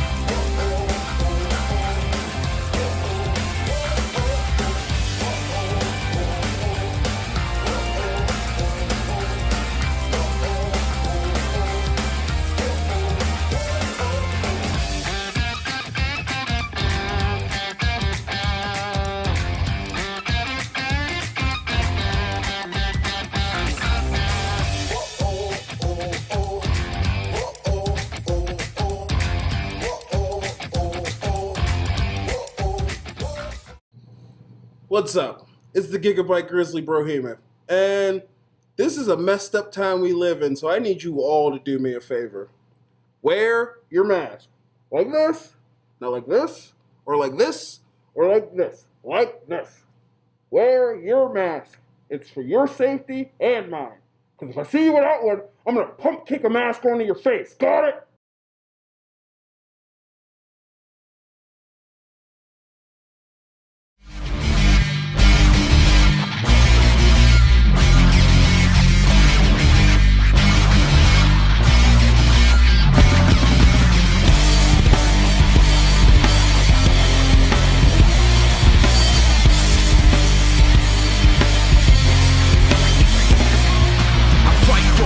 For a foot or an inch, yeah, I fight for you all. Is the truth, and I'm in, yeah, I fight for every breath. The world of pro wrestling, it's bigger than ever. So how can you possibly keep up with everything that's happening? Just pro wrestling news. Don't fear falling behind. Give us just 5 minutes every morning, and we'll catch you up on the biggest news in the world of pro wrestling. No filler, no rumors, no spoilers, no pop-ups. Just pro wrestling news. Subscribe on your favorite podcast app or tell your smart speaker to play the Just Pro Wrestling News podcast. Find out more. Go to justprowrestlingnews.com. We are back, a Wrestling Mayhem show. Well, most of us made it back. Mayhem. We have Rock lost our mayhem. guest. He did mention that his phone was dying right at the beginning of the Dragonball Z talk. So hopefully it comes back. He hasn't answered his message, but if his phone died, I don't think he's going to answer his message. So, we're going to carry on here.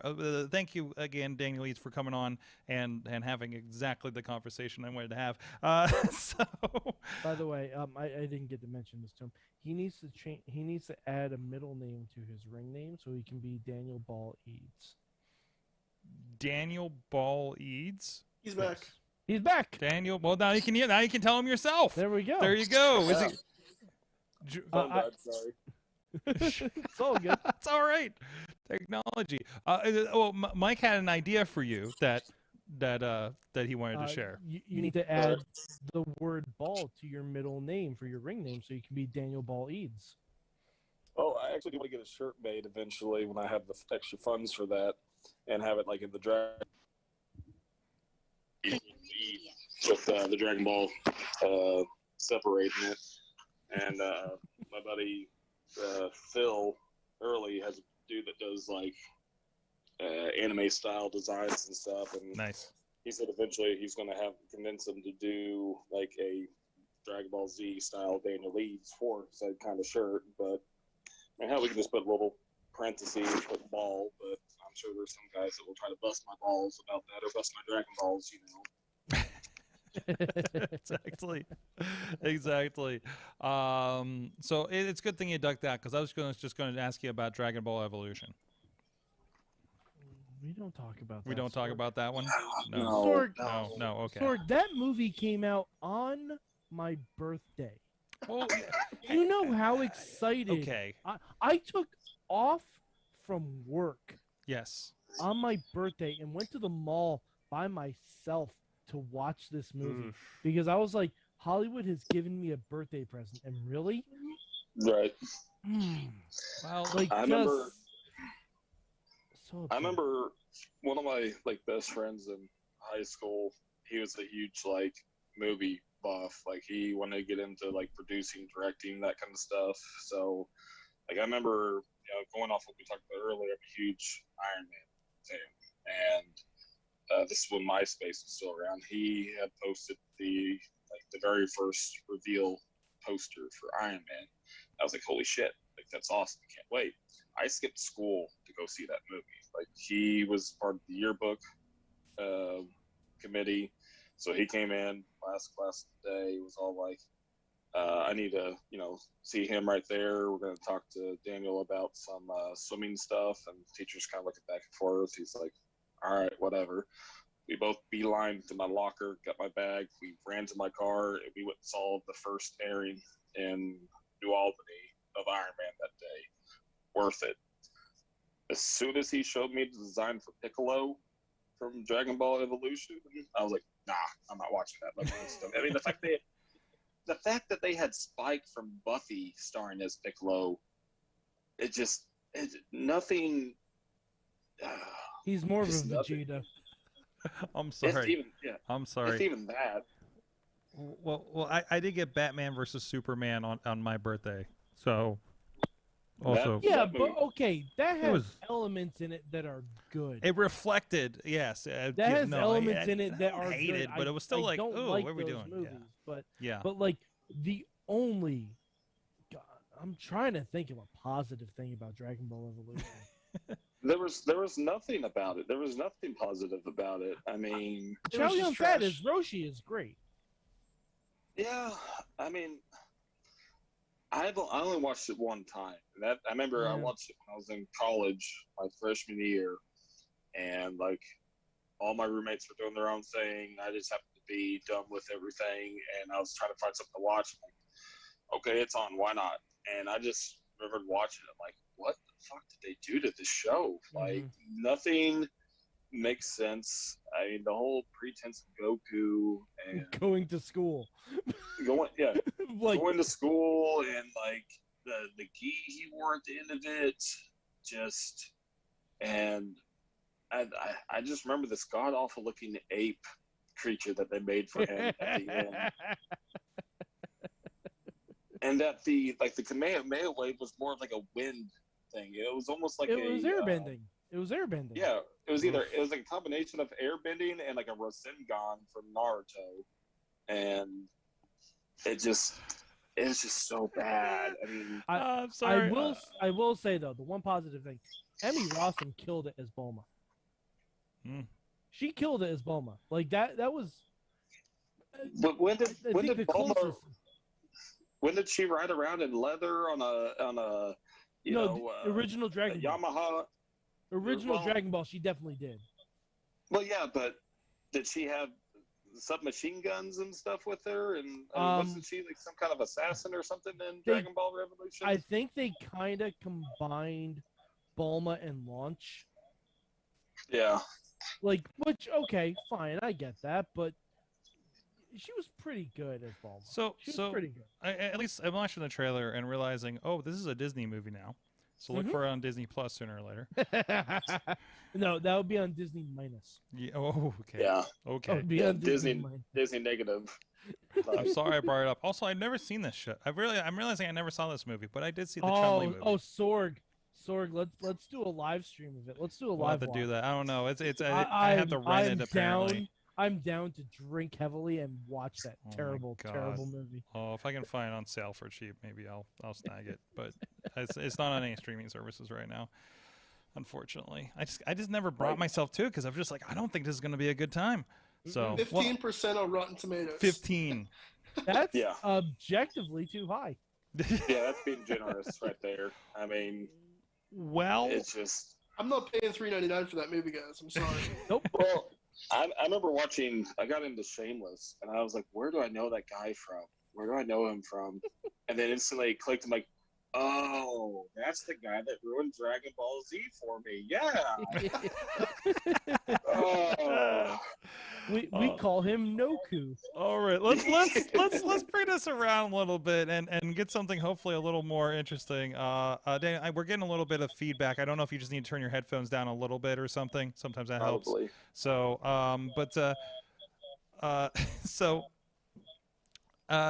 Mike, you had a concept that was brought up, I think, recently on the show or in Slack. I can't remember. So.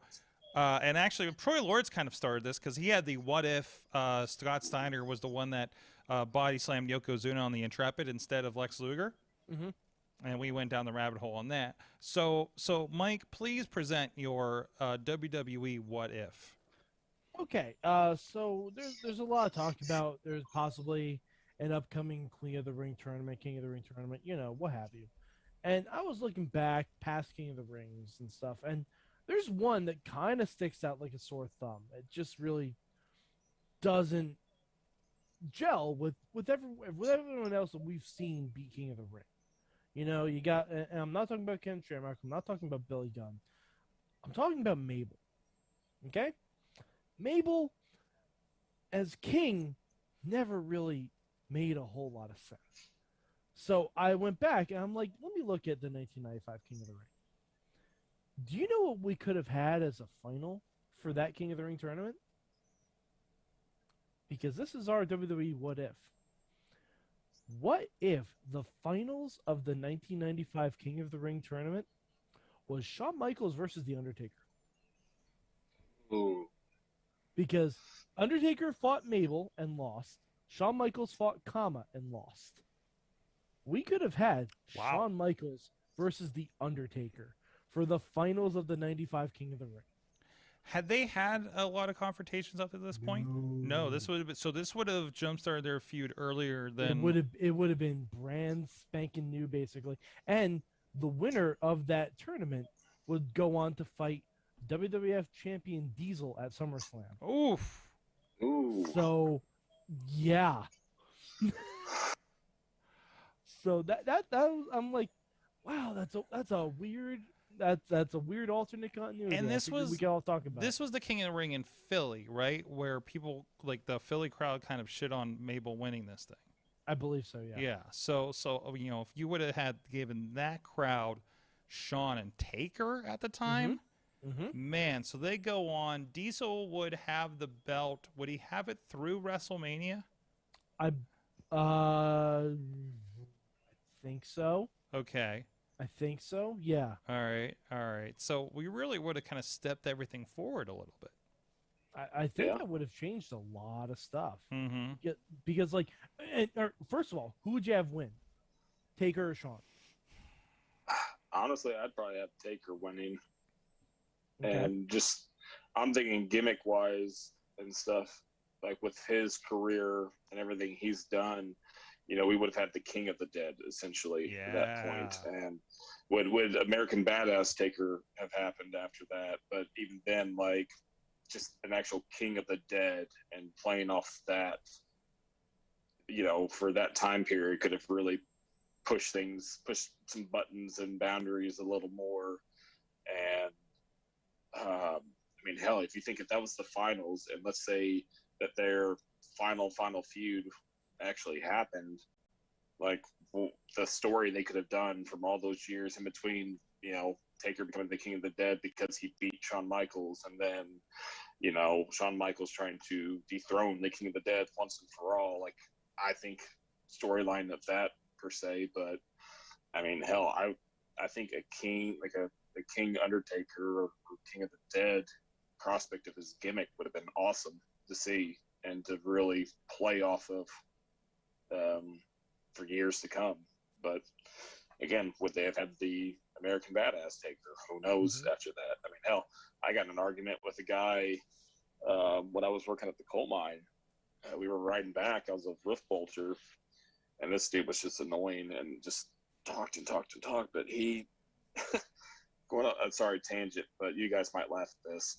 He was going on about it because I'm a pro wrestler, and he was trying to explain to me who his favorite wrestler was, and he was like, "Yeah, the Undertaker is my favorite wrestler." I was like, "Okay, it's a lot of people." He's like, "Yeah, but I stopped watching." I was like, "Why?" And that was a dumb question for me to ask, but the response was dumber because he was like, "Well, they got rid of the American Badass Taker." I was like, "Okay."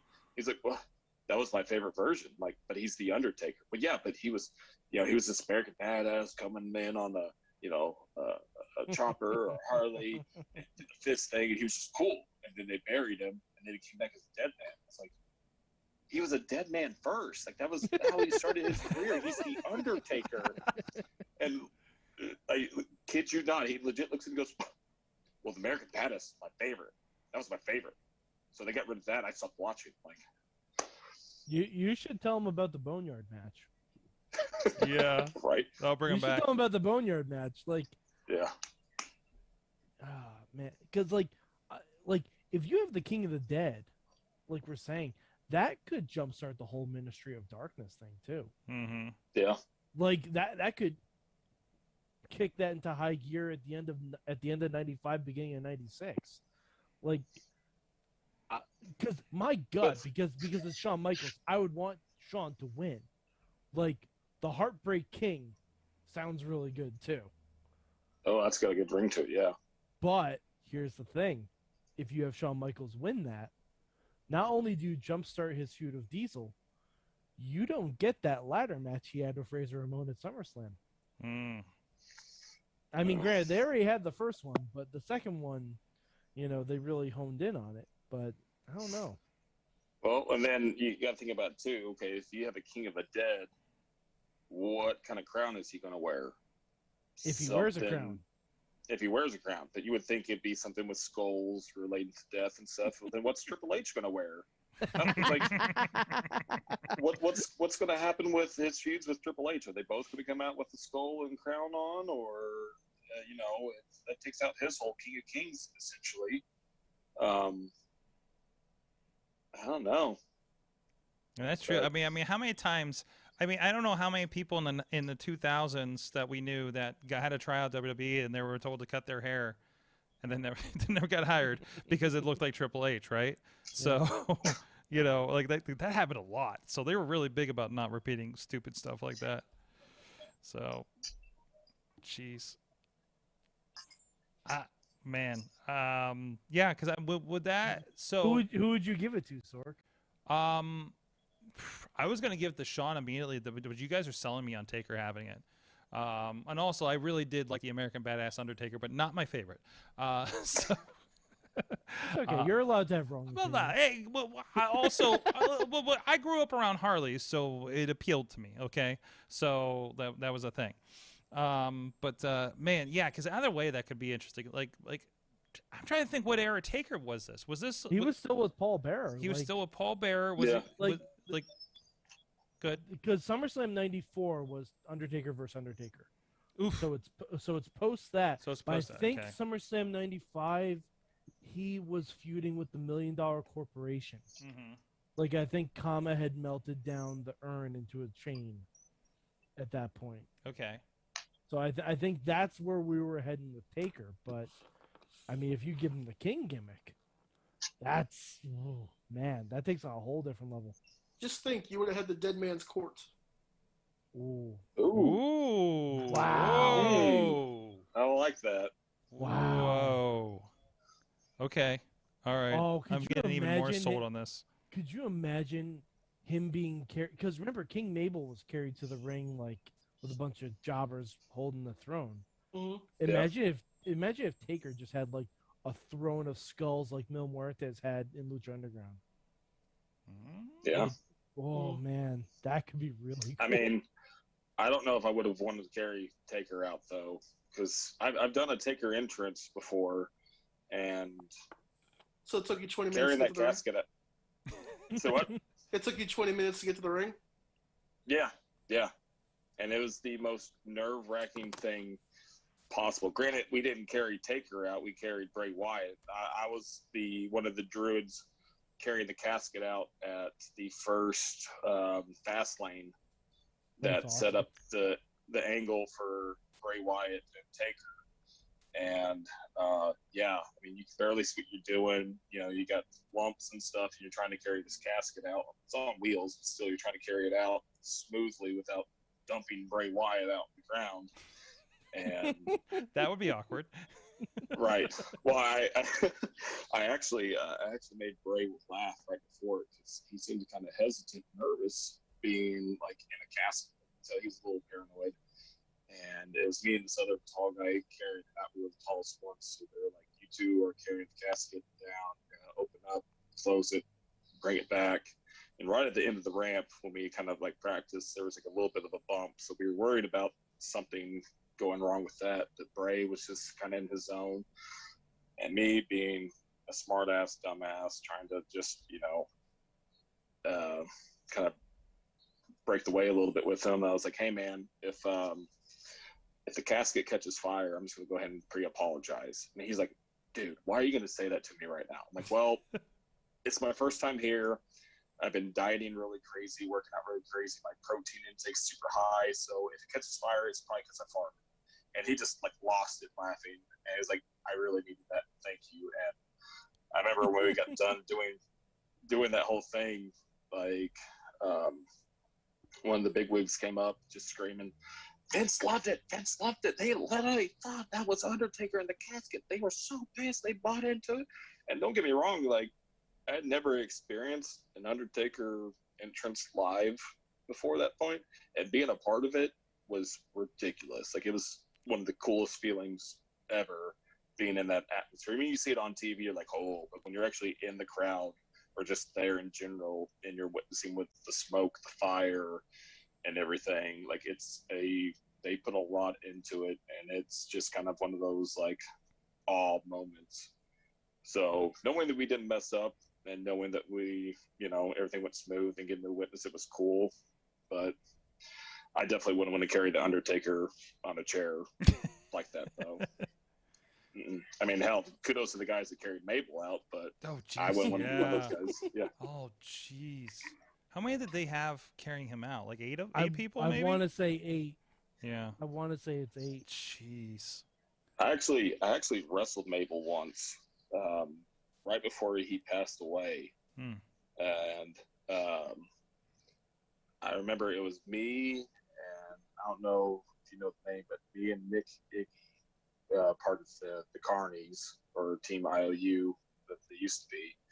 It was me and him. We were part of the faction. We had this thing going with Rob Conway here in Evansville, and they booked Mabel for it, or he was Vicera, and he was walking out, and Rob was just like, hey, don't worry, man.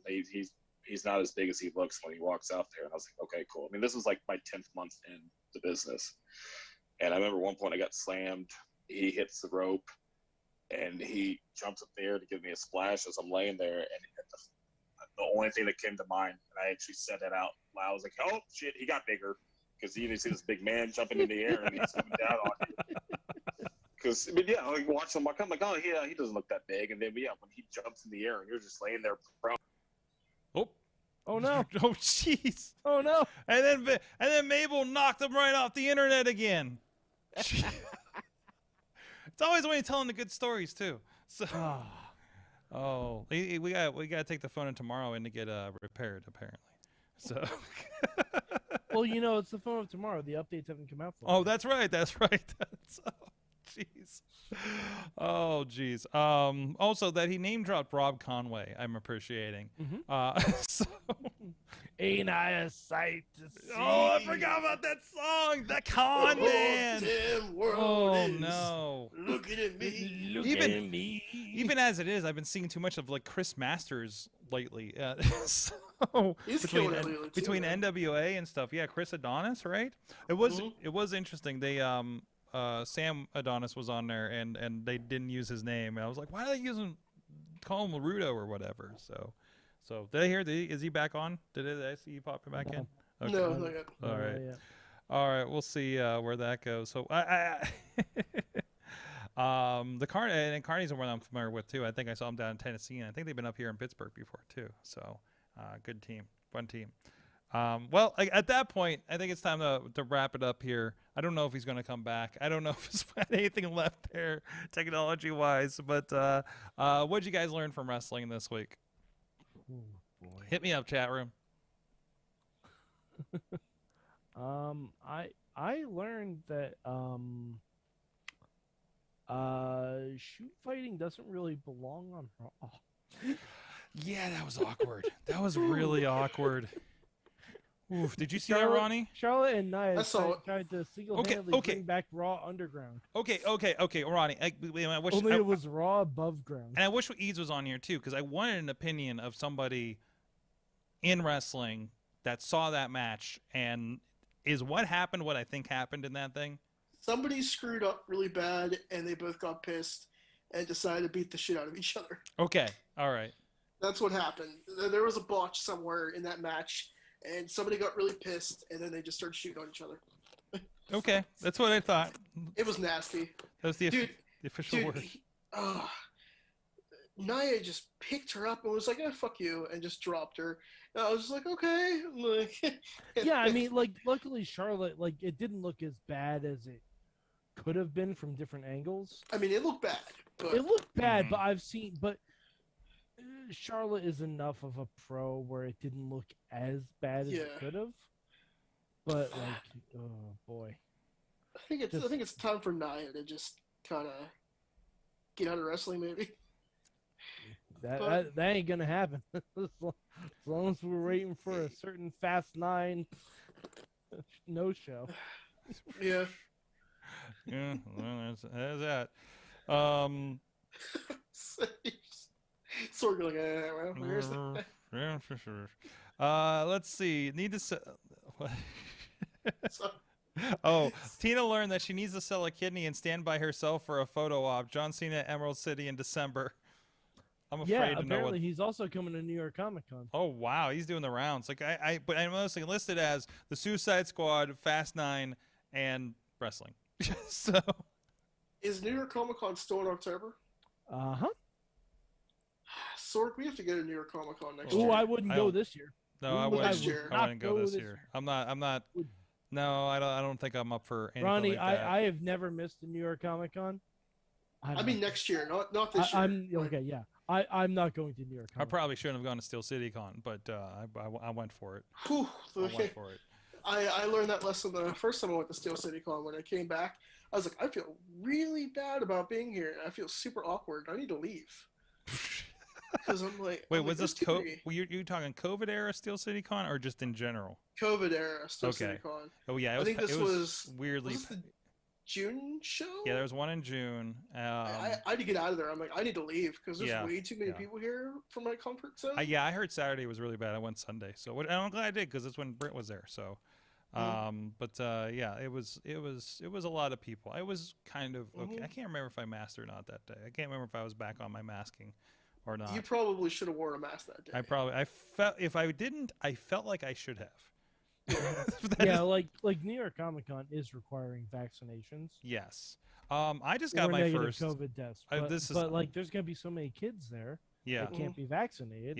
Yeah. And Comic Con is a germ factory at the best of times. I did just get my first gig that is asking for my vaccination card or a test. Good. So Good. like that's it's a little unfortunate to hear that's your first gig. Well, I mean, I wouldn't repeat that a second time. well, the others are like wrestling and little things and I know, like but other like things that wouldn't. It's you know. It's just nice to know that this gig that you're getting now is professional enough to do it that way. Yes. So versus all the rest of yeah. Well, the I mean, country. I don't know. I don't have anything for this. Yeah, but foot meets mouth. Yeah. Okay. I also learned something else, Sorg. To be fair, all the rest of my gigs have been like outdoors. Yes, too. that's true. So That's outdoors and promoting social distance and masking in some fashion, or it was around the hey, we're vaxxed and good era, you know, or something like that, you know, like so. It's not like I got a gig in like January when we had nothing that should have required us. I stayed at home, okay, and then did a wrestling show and got COVID. So I also learned something else from wrestling. What's that? Ziggy Haim has awesome merch. Yes, she does. Yes, she That shirt's does. amazing. I still appreciate the Jewish space laser shirt.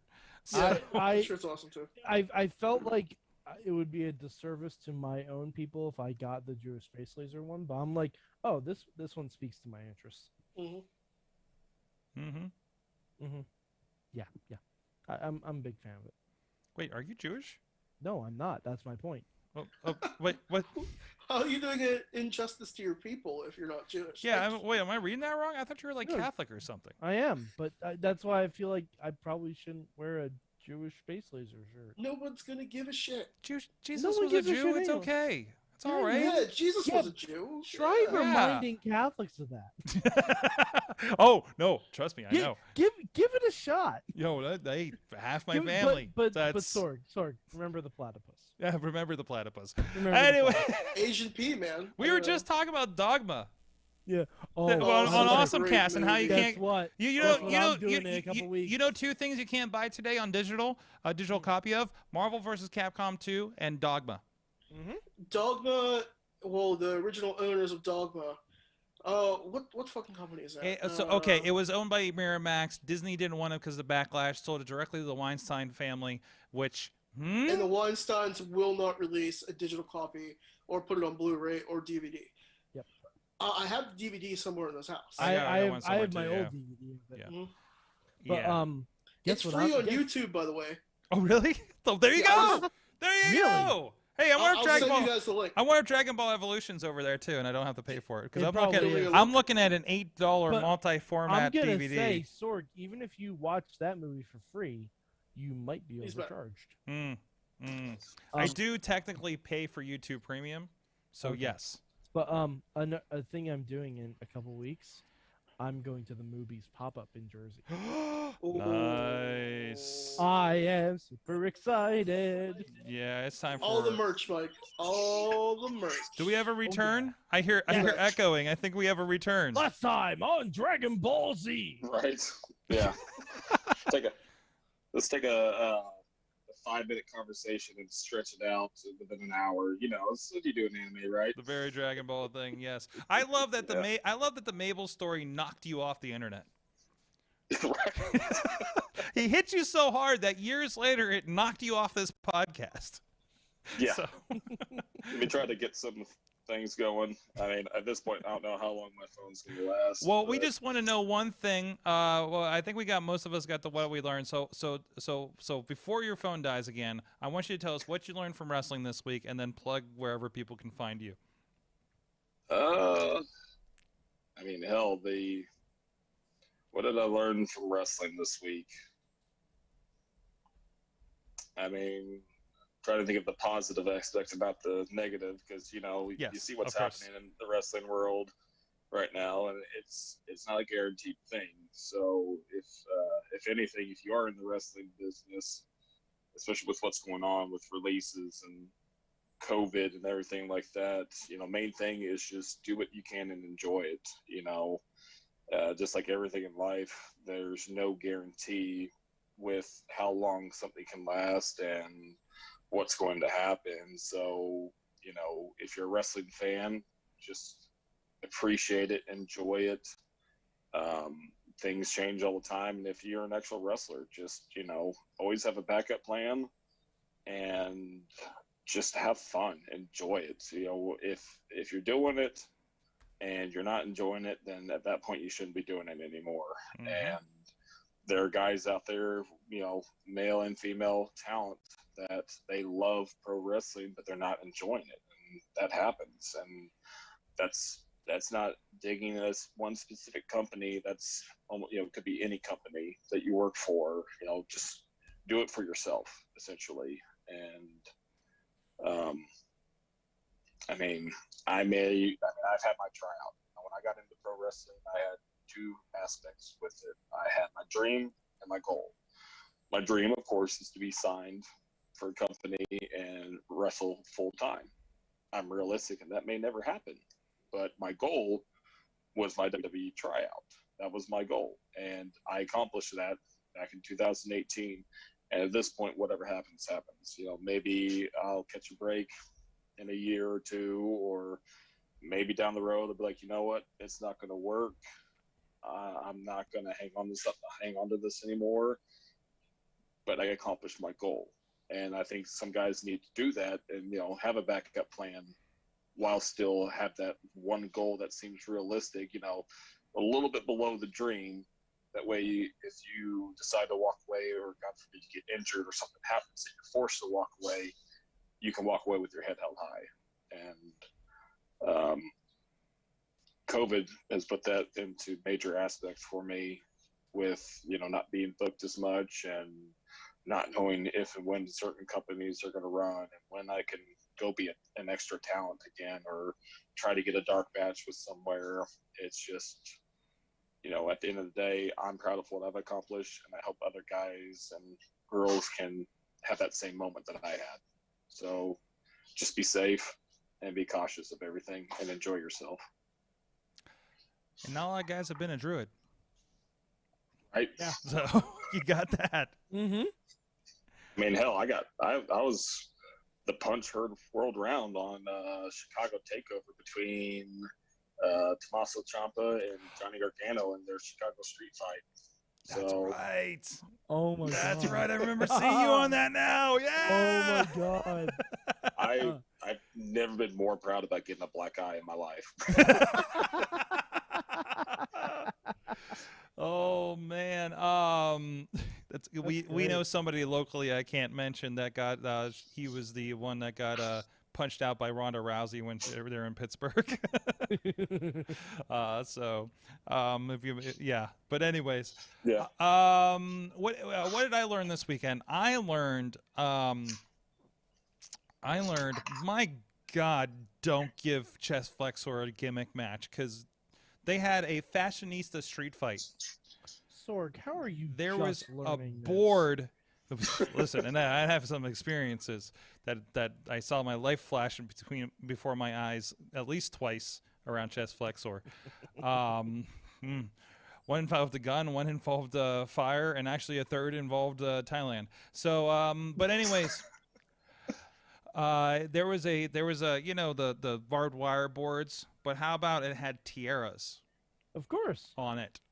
Yeah. Of course it did. Yeah. Mm-hmm. There was. That sounds terrible. It was the most sparkly, dangerous match I've seen.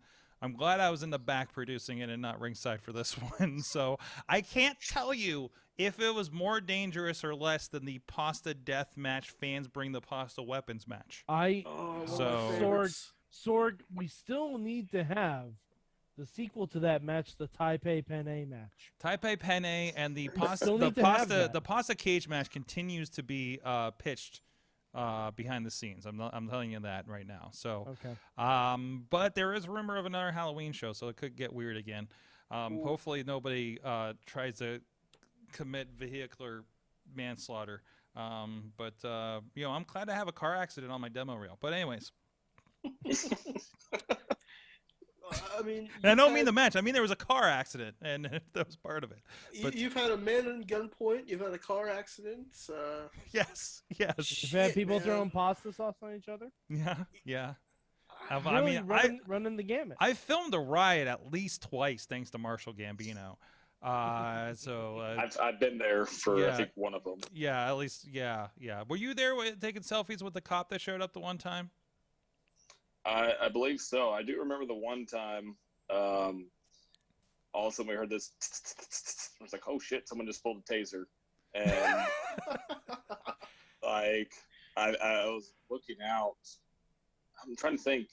I'm trying to remember what match it was. If I was in the back when that happened, or hell, that might have happened in our 8-man tag match when there was me, Generation of the Dead, and Sanjay Dutt against like the Gambino family.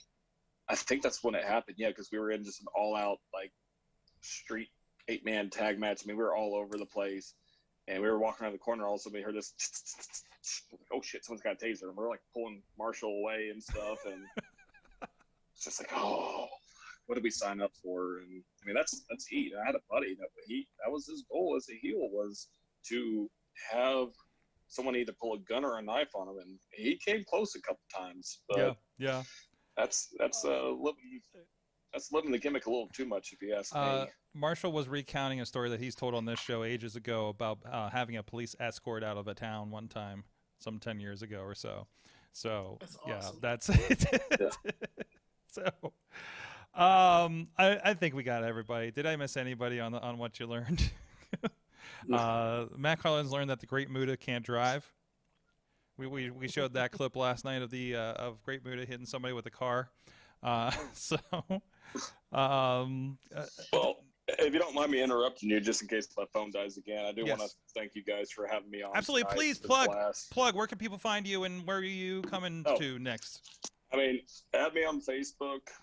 You can add me on Twitter. I'm not on it that much. I know I need to be because that's what you do in today's world. We'll get so, you there. hey, if you want an easy follow that you don't have to read a bunch of BS, that's me. I don't post enough to really care. So it's at @D_Man of Tomorrow. And again, add me on Facebook. I'm usually posting stuff on that. This Friday, I'll be in Illinois for IWAU, the school I trained at. Go back there every now and then. September 18th, I finally make my return to RWA. Yes. Whenever Pro Wrestling Conquest does not have a solely tag team show, I will be back there. I think I'm in talks with hopefully making a debut at hopefully Empire State Wrestling in the near future. I got some companies up in the air right now I'm waiting on, but again, COVID and everything, it's hard to really set anything in stone, which I'm fine with, but it just is what it is. So I'm being patient. Can't remember if it's next month.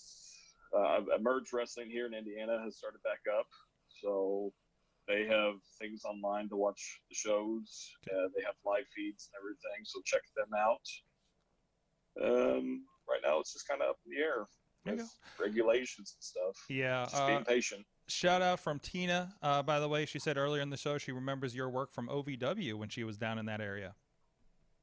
So I enjoyed my time there. I have some stories about OVW, but I'm thankful for the time I had there working with Danny Davis. Mm-hmm. I had one of my favorite moments in the business. He was a special guest referee for a title match, street fight that I was in.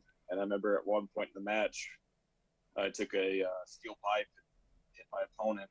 And Danny was like, "Are you proud of yourself right now?" And I looked at him, "You're damn right I am." He, under his breath out of nowhere, goes, "Good. I am too." And it took everything I had not to break character, because, you know, I watched OVW growing up because I grew up in Jeffersonville, Louisville area. So I've seen Danny on there and everything. So being able to be on, that was like a childhood goal, was to be on OVW. So that was kind of like a heart-wrenching moment for me. That was cool. But, you know, I met some of my best friends in life there. Phil Early or Casey Reeves and Josh Ashcraft, two of the best promo givers you can find in the business right now. And while it was awesome working with those guys, it's even more amazing that my stints with OVW gave me friendships with two guys like that now. they tried to get me to come back, but scheduling conflicts with my job right now and their hours of working and stuff just unfortunately didn't work out. I'd love to go back. But I got to do what's best for me, and weekday shows are kind of hard to do with my job right now. Oh yeah, they're like Wednesday, Thursday shows when I went out there for their tapings, right? So, yeah. I think there were Wednesdays, and they just like switched. I don't know. They switch like every 3 or 4 months, so it's hard to keep track of.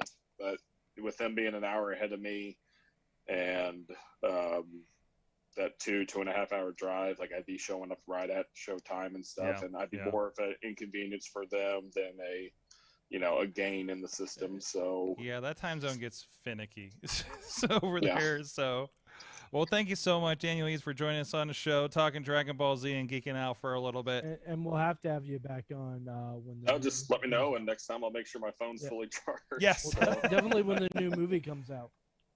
Yeah.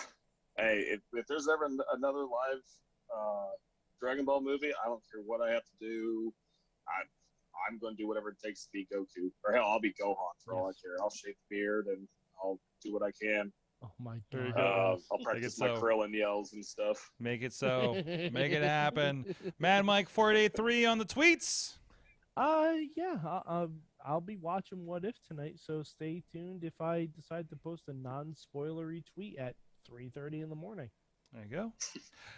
And of course, Ronnie Starks Wrestling on the tweets. I'm gonna watch Dragon Ball GT because you guys told me to, and shop at your local Spirit Halloween and go buy some shit. And no, you cannot use my discount, you fucking assholes. I used to. Ronnie, can I use your discount? Yo, that discount. Listen, I used to work for Spencer Gifts. That discount is nice.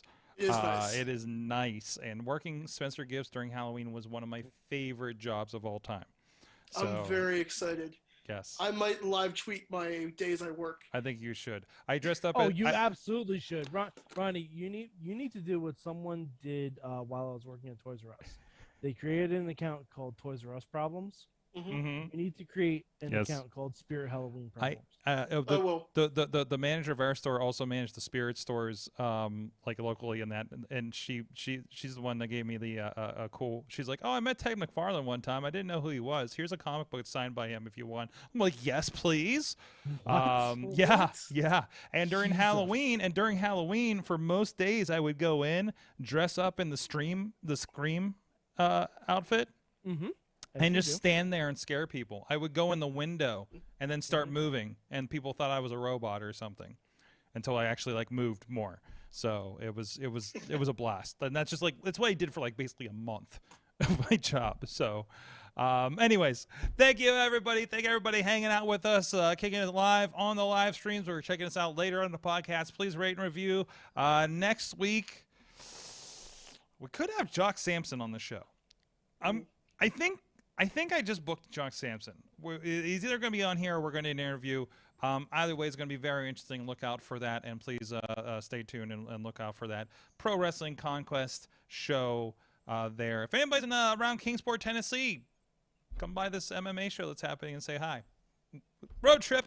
We'll see you Friday, Tennessee. Until next time, Mayhem out. Just wait. Wait for the perfect time, then attack. Don't give up what you want, take it back. Wait for the perfect time, then attack. This show is a member of the Sorgatron Media Podcast Network. Find out more at sorgatronmedia.com.